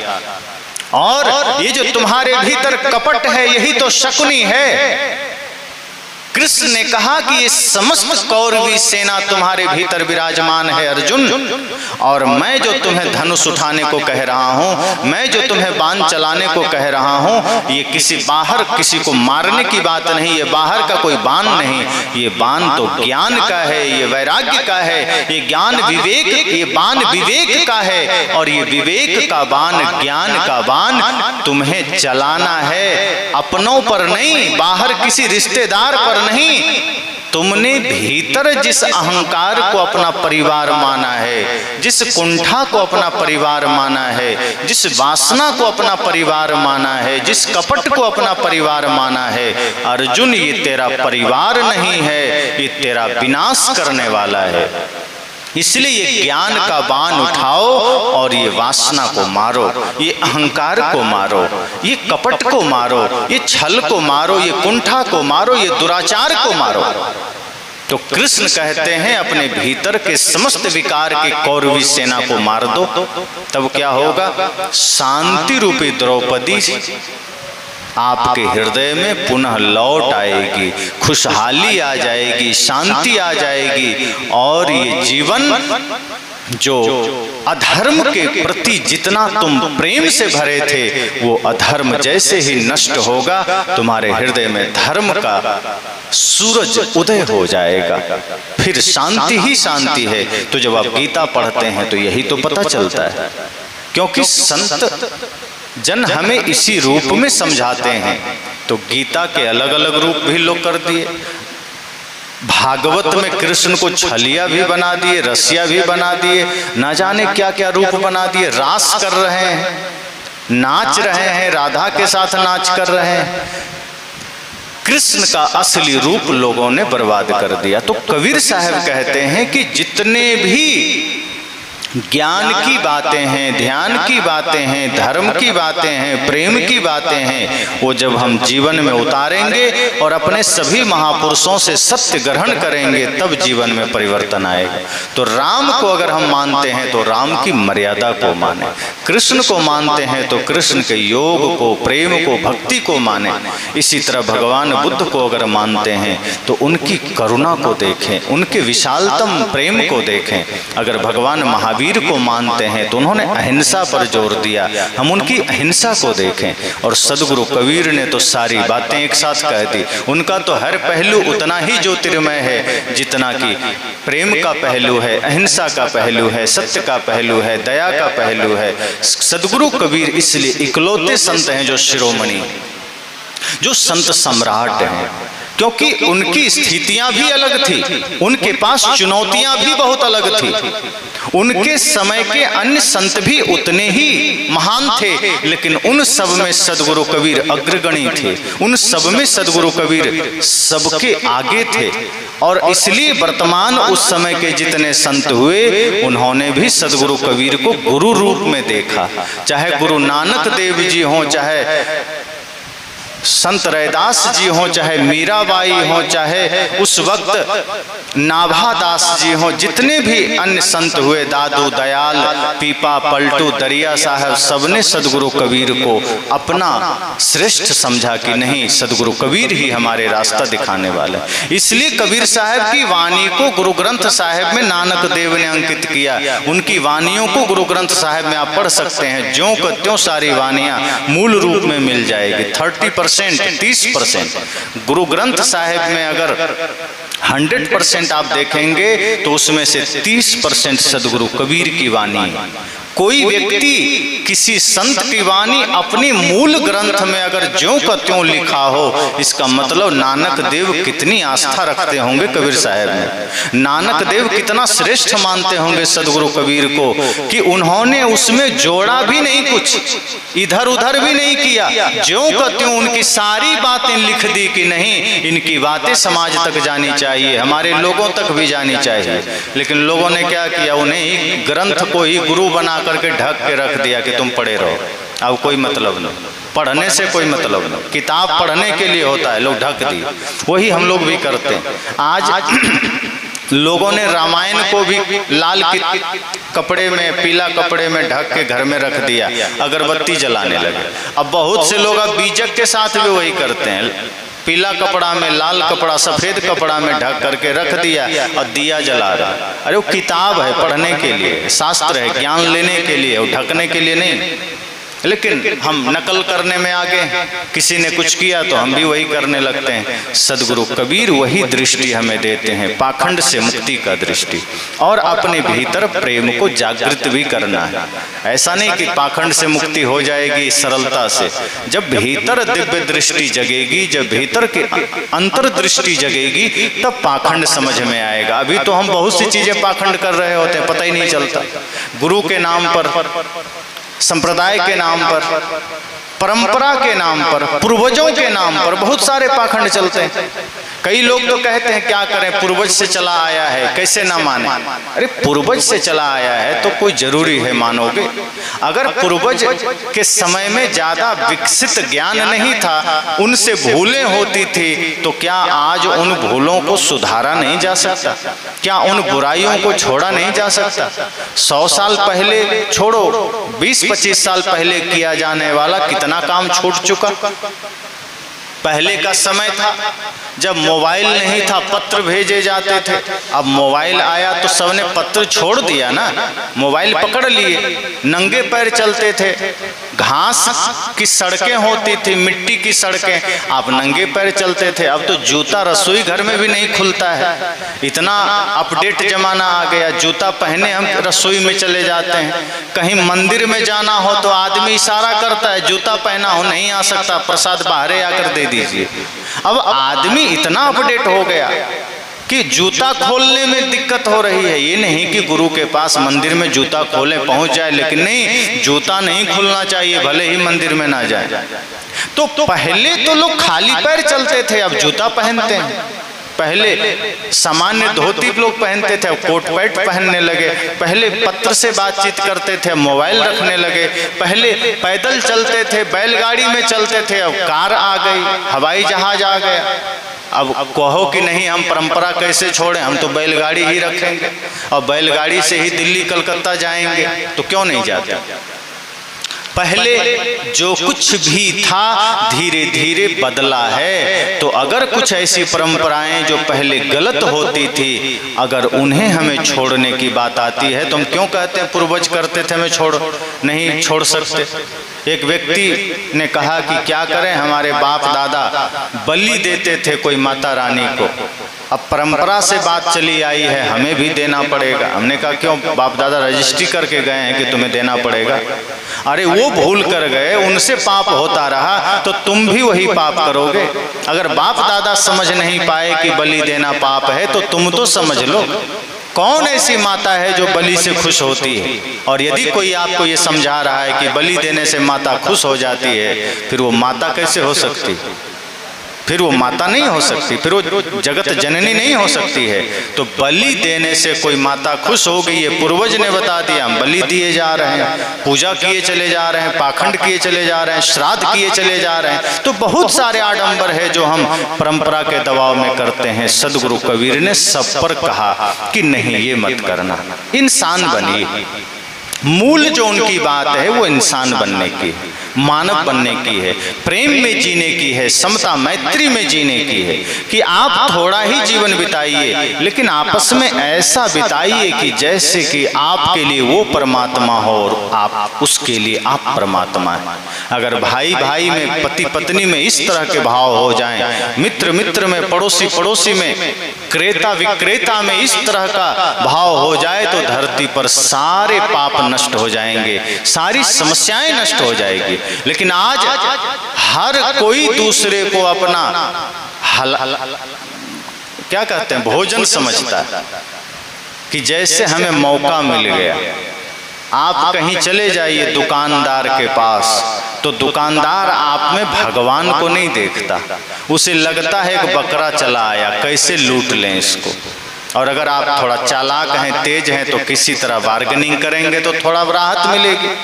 वरना आप रिक्शे वाले के पास चले जाइए, रिक्शा वाला भी अगर जान लिया कि आप इस शहर के नहीं हैं तो 10 रुपया किराया है, आपको 30 ना कहे तो बताना। वो जानता है 30 लेना पाप है, लेकिन वो जानता है कि नया आदमी है, इसको कुछ पता नहीं है, हम 10 के बजाय 3 आदमी से जितना कमाएंगे एक ही से कमा ले। वो 30 बोल देगा आपको, आप कितना भी कम कराइएगा तो 20 तक आइएगा, 10 तो फायदा कर लिया। तो जब एक रिक्शा चलाने वाला इस स्तर पर पाप कर रहा है तो सोचिए कि आदमी कहाँ जा रहा है। और ऐसा नहीं कि भगवान को नहीं मानता होगा, ऐसा नहीं कि किसी गुरु को नहीं मानता होगा। मैं वृंदावन गया एक बार, तो वहां जब मुझे रिक्शा लेना हुआ तो मुझे पता नहीं था, तो मैंने कहा जाना है मुझे थोड़ी दूर, 2-3 किलोमीटर होगा। उसने कहा 50 रुपये लगेंगे। तो मैंने पता किया कितना किराया का, 20 रुपया। तो मैंने कहा तुमने 50 क्यों बोला? तो हंसने लगा। मैं कहा ये जान तुमने अंदाजा लगा लिया मैं बाहर का हूँ?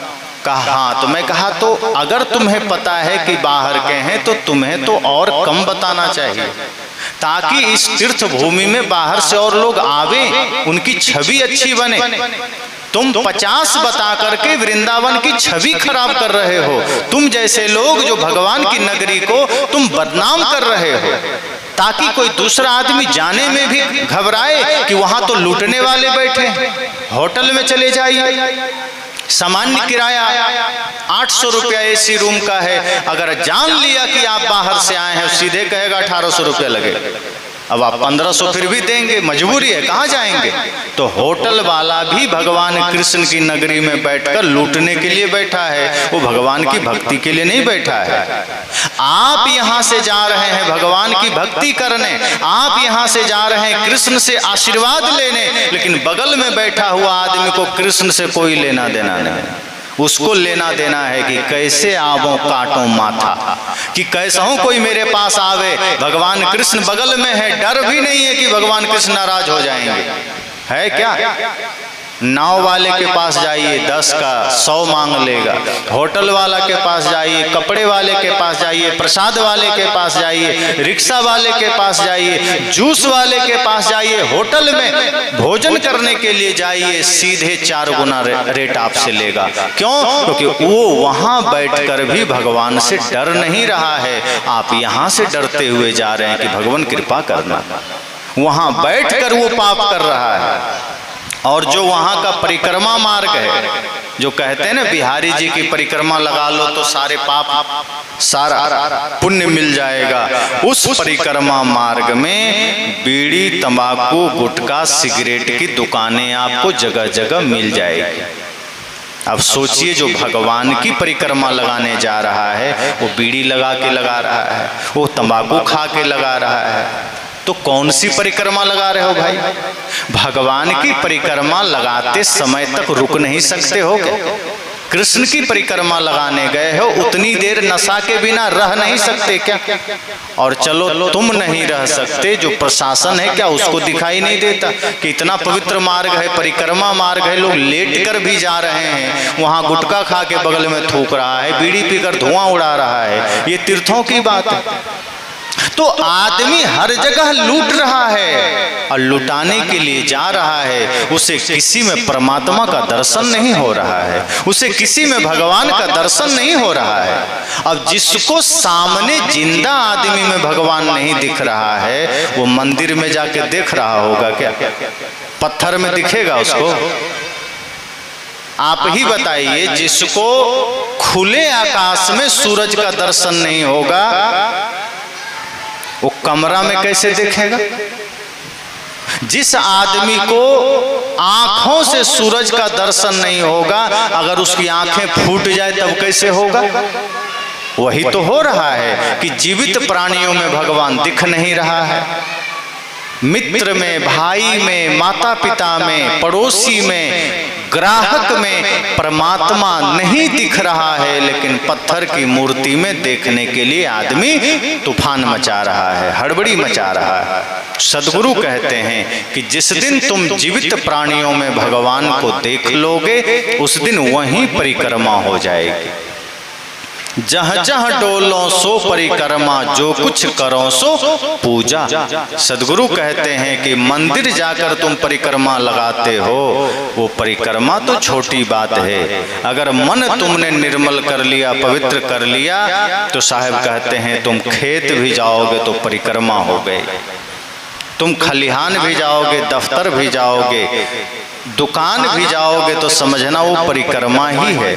लेकिन अगर मन गंदा है और तुम वृंदावन की परिक्रमा लगा लो, गोवर्धन की लगा लो, अयोध्या की लगा लो, कुछ फल मिलने वाला नहीं है, क्योंकि वहां भी तुम गंदा मन लेकर जाओगे।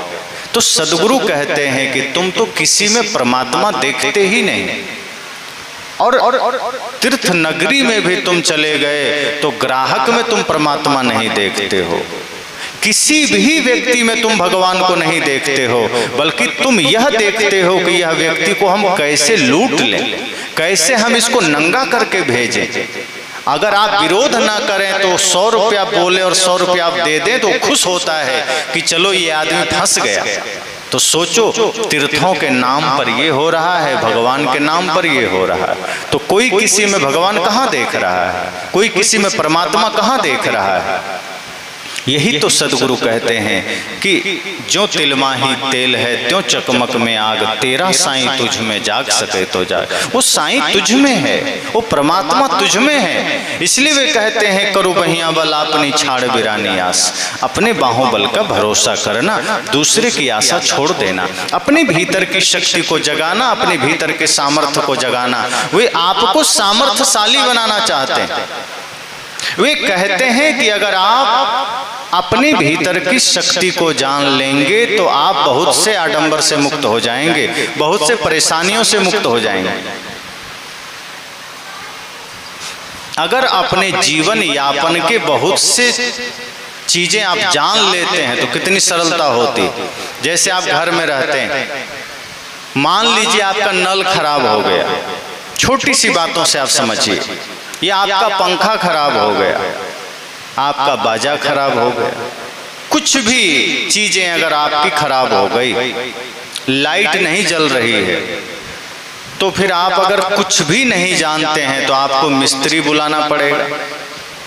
हो सकता है बहुत छोटी सी समस्या हो सकता है बहुत थोड़ा सा कोई त्रुटि हो, लेकिन अगर मिस्त्री आ गया तो 2-4-500 लेकर जाएगा कि नहीं? क्योंकि वो आप कुछ नहीं जानते तो आपको बता देगा नहीं इसमें इतना बड़ा फॉल्ट था, इतनी बड़ी त्रुटि थी। और हो सकता है रात को 10-11 बजे कुछ खराब हो जाए, तब क्या करेंगे? तब मिस्त्री तो दूसरे दिन आएगा। तब आप क्या करते हैं? आजकल लोग थोड़ा थोड़ा सीखते हैं। बहुत लोग अपने से थोड़ा बिजली का काम सीख लेंगे, पानी का काम सीख लेंगे। इस तरह से थोड़ा थोड़ा जानकारी आप रखते हैं, औजार रखते हैं, पेचकस रखते हैं, प्लास सब आप घर पर रखते हैं ताकि कोई दिक्कत हो तो हम ठीक कर लें। क्यों? क्योंकि अपने से अगर हम छोटे छोटे काम जानेंगे उसके लिए हमें कहीं भटकना नहीं पड़ेगा। और इस तरह से फिर आप बहुत सी समस्याओं से बच जाएंगे।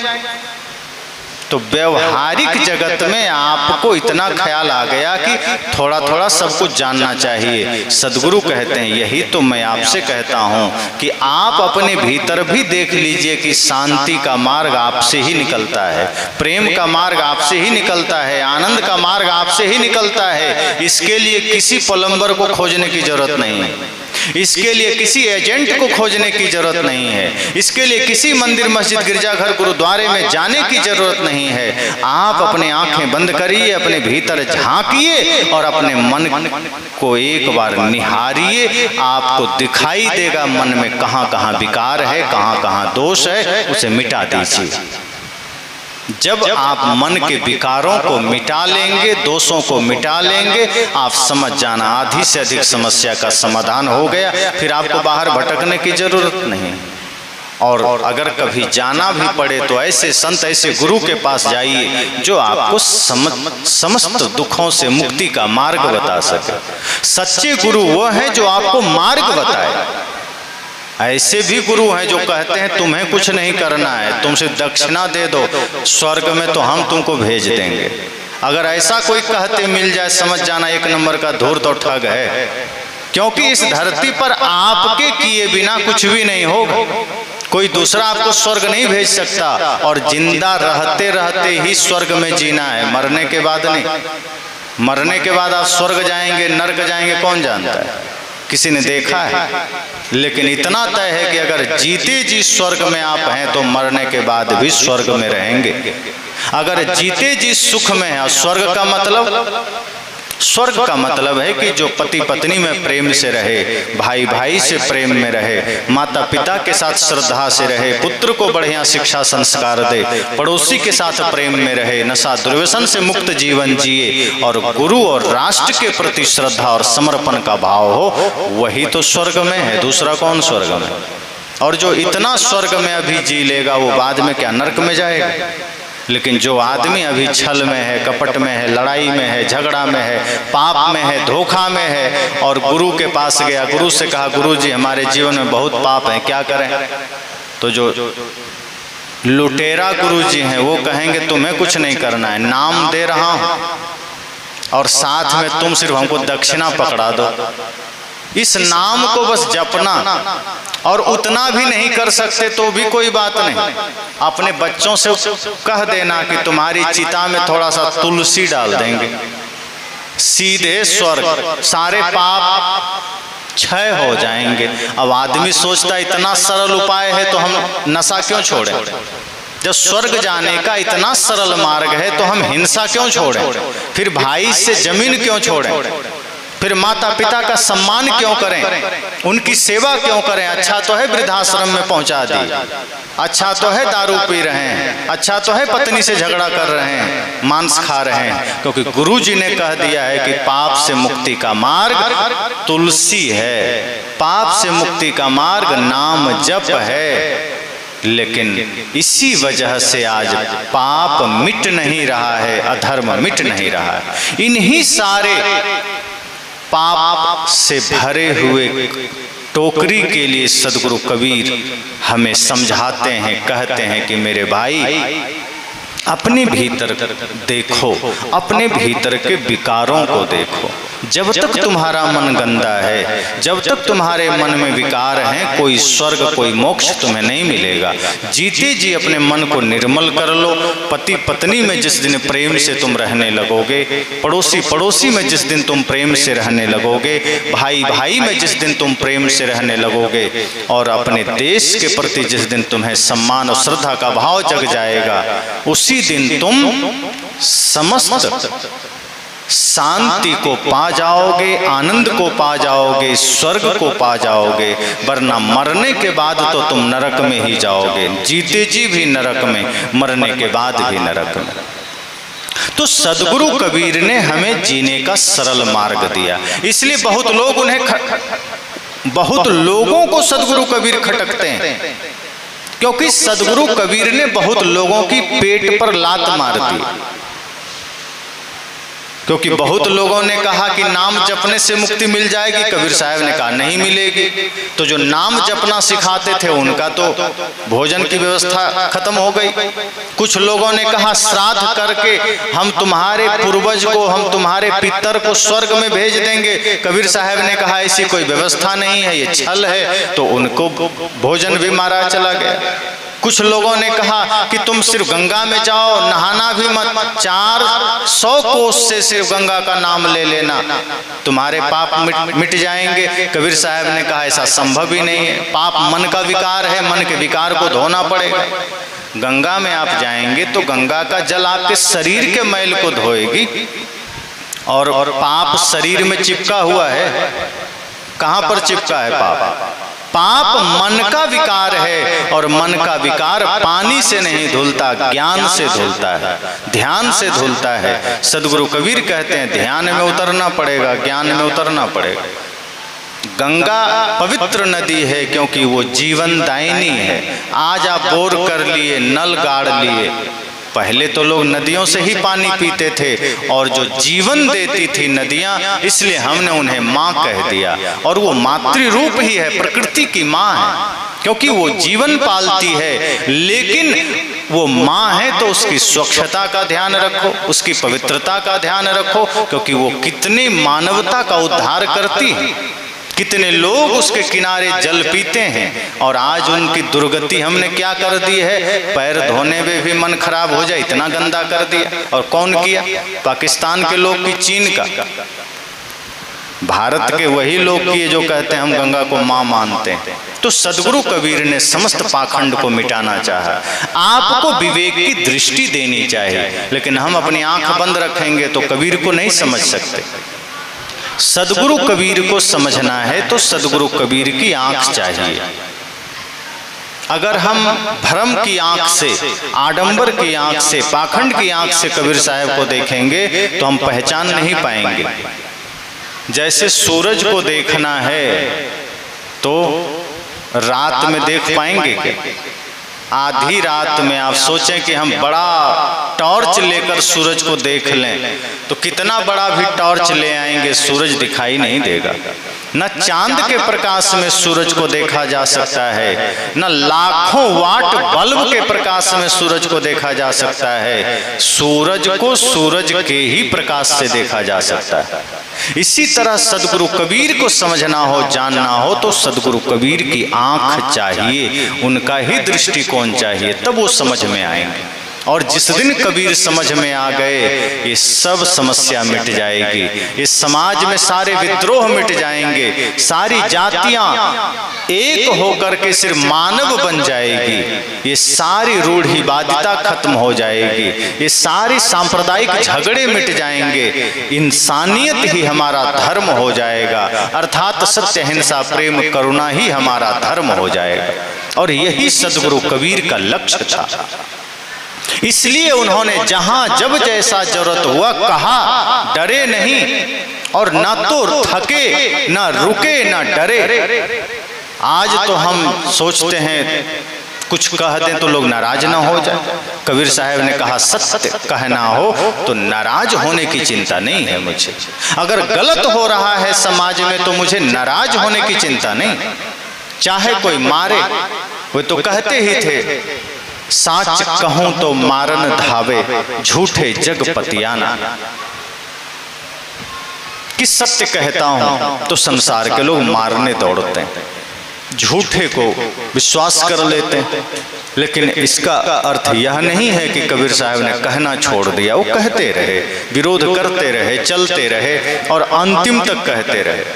जीते जी तो कहे ही, मरने के समय भी उन्होंने पाखंड पर ही प्रहार किया। 120 साल में धरती से उन्होंने अपनी यात्रा पूरी की। लेकिन उस वक्त सोचिए, जरा विचार करिए, 70-80 के होते ही आदमी कहता है हम चल नहीं पाएंगे, अब विश्राम का समय है। और 90 हो गया तब तो बहुत कम लोग हैं जो ठीक से चल पाएंगे, 100 पर तो बहुत मुश्किल। पर सदगुरु कबीर 120 वर्ष के हो गए फिर भी कहते हैं नहीं, मुझे काशी में नहीं मरना। लोगों ने कहा ये कौन सी बात आप कर रहे हैं? पंडित आ गए, सारे विद्वान जन आ गए, कहा सदगुरु कबीर साहब आप ये क्या कह रहे हैं? पूरी दुनिया तरसती है कि मरने के समय हमारा ठिकाना काशी हो, हम काशी में प्राण छोड़ें, और आप काशी में रहते हुए यहाँ से दूसरे जगह जाना चाहते हैं। कबीर साहब ने कहा हाँ हम मगहर जाना चाहते हैं। कहा क्यों? साहब ने कहा तुम ही लोग तो कहते हो कि जो मगहर में मरेगा वो गधा होगा। ऐसी बातें शास्त्र में लिखी गई कि जो मगहर में प्राण त्यागेगा वो गधा बनेगा। तो कबीर साहब ने कहा कि तुमने जो भ्रम फैलाया है कि काशी में मरने से स्वर्ग में जाएगा और मगहर में मरने से गधा बनेगा, तो हम भी जा रहे हैं मगहर में ही मरने। कहा आप ये मत करिए, कितने लोग का आस्था काशी से खत्म हो जाएगी।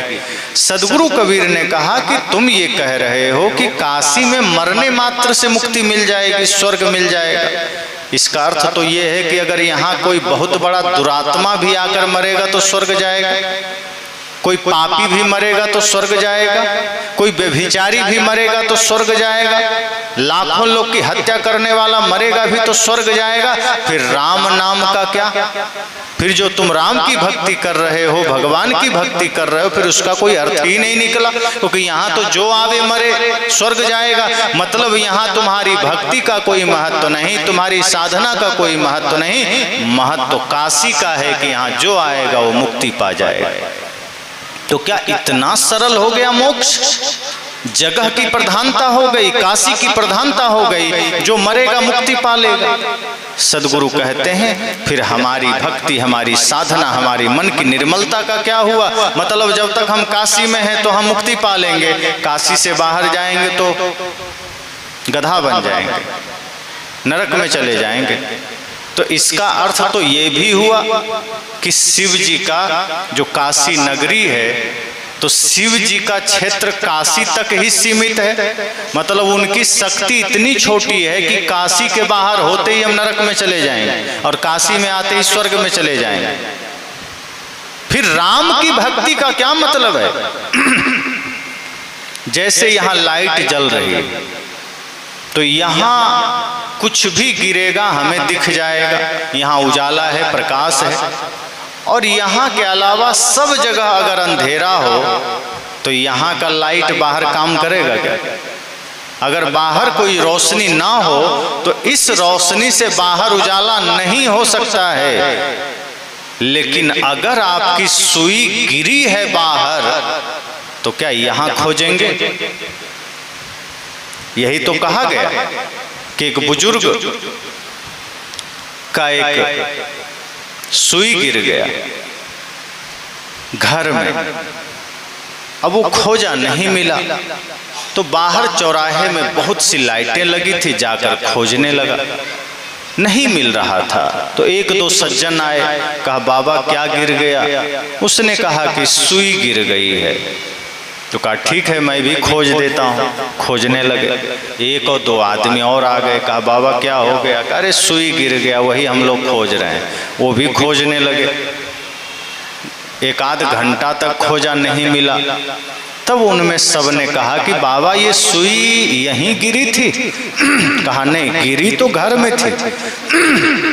कहा सुई गिरी घर में थी तो यहाँ क्यों खोज रहे हो? कहा यहाँ प्रकाश है इसीलिए यहाँ खोज रहे हैं, घर में अंधेरा है। तो लोगों ने कहा प्रकाश यहाँ है पर गिरी सुई तो घर में है। तो प्रकाश भले यहाँ है, सुई अगर यहाँ गिरी नहीं है तो घंटा भर नहीं सातों जन्म खोजते रहो कभी नहीं मिलेगी।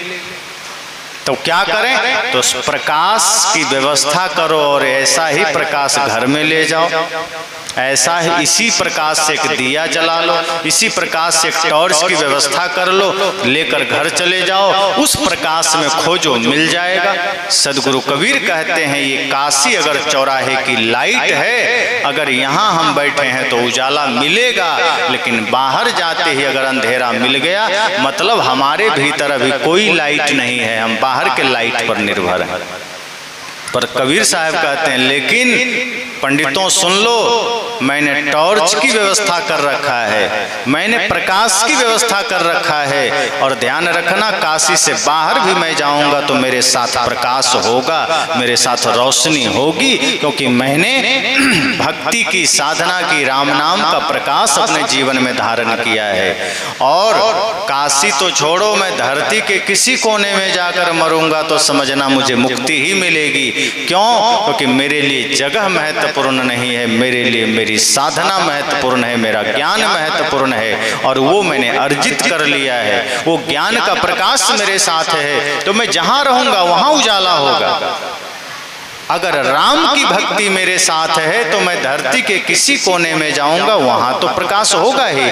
ऐसा थोड़े है कि मैं कहीं और जाऊंगा तो राम की भक्ति खत्म हो जाएगी। जो काशी तन तजे कबीरा तो राम ही कहूँ कौन नहीं हो रहा। सदगुरु कबीर कहते हैं कि अगर काशी में हम प्राण त्यागेंगे तो राम का क्या, फिर जीवन भर जो हमने राम की भक्ति किया है उसका क्या अर्थ होगा। तो इस तरह सदगुरु कबीर ने अंतिम समय में भी संसार को संदेश दिया कि इस भरोसे मत रहना कि गंगा में नहाओगे तो मुक्ति मिल जाएगी, गया में चले जाओगे तो पितरों को मोक्ष मिल जाएगा, कि गंगा सागर में चले जाओगे तो मोक्ष मिल जाएगा। सदगुरु कहते हैं कर्म अच्छा कर लो, घर में भी प्राण छूटे मोक्ष पाओगे। और कर्म अगर घटिया है, कर्म खराब है तो तुम साक्षात वैकुंठ भी चले जाओगे तो नरक में ही जाओगे। इसलिए कर्म अच्छे होने चाहिए। सदगुरु कबीर ने इस बात को कहा, और ऐसा नहीं कि कबीर साहब ने ही कहा, तुलसीदास जी ने भी कहा कर्म प्रधान विश्व रचि राखा, जो जस करें सो तस फल चाखा। अगर कर्म की प्रधानता नहीं होती तो तुलसीदास कह देते कि कर्म प्रधान विश्व रचि राखा नहीं, तब कहते कि जो काशी में मरे वही स्वर्ग पावा, कि जो काशी में मरेगा वही स्वर्ग पावा। उन्होंने कहा नहीं, कर्म प्रधान है, ये विश्व ने रचा है, अर्थात विधि ने रचा है, ये नियति में है कि जो कर्म जैसा करेगा वैसा पाएगा। तो सदगुरु कबीर का समस्त ज्ञान का मूल यही है, जीव दयारु आत्म पूजा, इनसे बढ़कर देव नहीं दूजा। कि समस्त सृष्टि में परमात्मा को देखो, जितने भी जीवित प्राणी हैं, चाहे वो चींटी हो, हाथी हो, आदमी हो, गरीब हो, अमीर हो, छोटा हो, बड़ा हो, सब में परमात्मा को देखना, सबके प्रति करुणा का भाव रखना। और अपना जीवन शुद्ध रखना, पवित्र रखना, निर्मल रखना, नशा दुर्व्यसन मांसाहार से मुक्त रखना। और जब आपका जीवन जीने का ढंग और आपका समाज आपके लिए मंदिर बन जाए, आपका अपना ही जीवन पवित्र बन जाए, तो समझ जाना आपने धर्म धारण कर लिया है, आपने अध्यात्म धारण कर लिया है। और जब तक आपके भीतर प्रेम नहीं, सत्य नहीं, अहिंसा नहीं, करुणा नहीं, तब तक भले ही तिलक धारण किया हो, तब तक भले ही चादर धारण किया हो, तब तक भले ही दंड कमंडल धारण किया हो, तब तक किसी काम का नहीं है।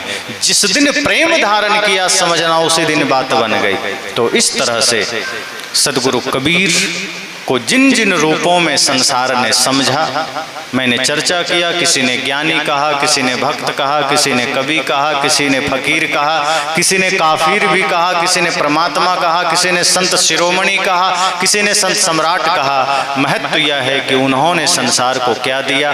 वो कुछ भी आप कह लो, आपकी भावना है, आप उन्हें जो मान लो, निर्गुण मानो, सगुण मानो, लेकिन बात तो वही है कि अगर सदगुरु कबीर की बात हम जीवन में उतार लें तो हमें सरगुण की भी पहचान हो जाएगी, निर्गुण की भी पहचान हो जाए।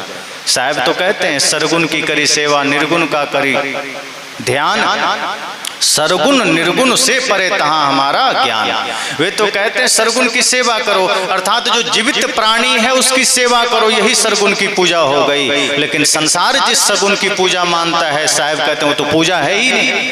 वे कहते हैं सरगुण की करी सेवा, प्राणियों की सेवा करो, ये सरगुण की पूजा हो गई। और निर्गुण का करो ध्यान, अर्थात अपने होने का, जो सब में आत्म तत्व बैठा है, जो निराकार है, जिसे हम देख नहीं सकते हैं, उसको अनुभव करने का ध्यान करो, अर्थात आत्मा में लौटने का प्रयास करो, अपने में आने का ध्यान करो। और साहब कहते हैं मेरा तो ऐसा है, सरगुण निर्गुण से परे, मैं तो दोनों अवस्थाओं से परे है, तभी तो मैं ये चर्चा कर रहा हूँ। साहब कहते हैं मैं सरगुण को भी देख रहा हूं, निर्गुण को भी देख रहा हूं। कोई सरगुण को देखता है तो निर्गुण नहीं देख पाता, कोई निर्गुण को देखता है सरगुण को नहीं देख पाता। अर्थात कोई आत्मा की बात करता है तो शरीर को भूल जाता है, कोई शरीर की करता है आत्मा को भूल जाता है, कोई दोनों को भूल जाता है, पत्थर की बात करता है। सदगुरु कहते हैं मैं दोनों से परे होकर सबकी बात करता हूँ, आत्मा की भी बात करता हूँ, आत्मा जिस शरीर में है उसकी भी बात करता हूँ। तो इस तरह से सदगुरु कबीर की इन बातों को हमें समझना है। और अभी मैं अपनी बातों को यहीं विराम दे रहा हूँ।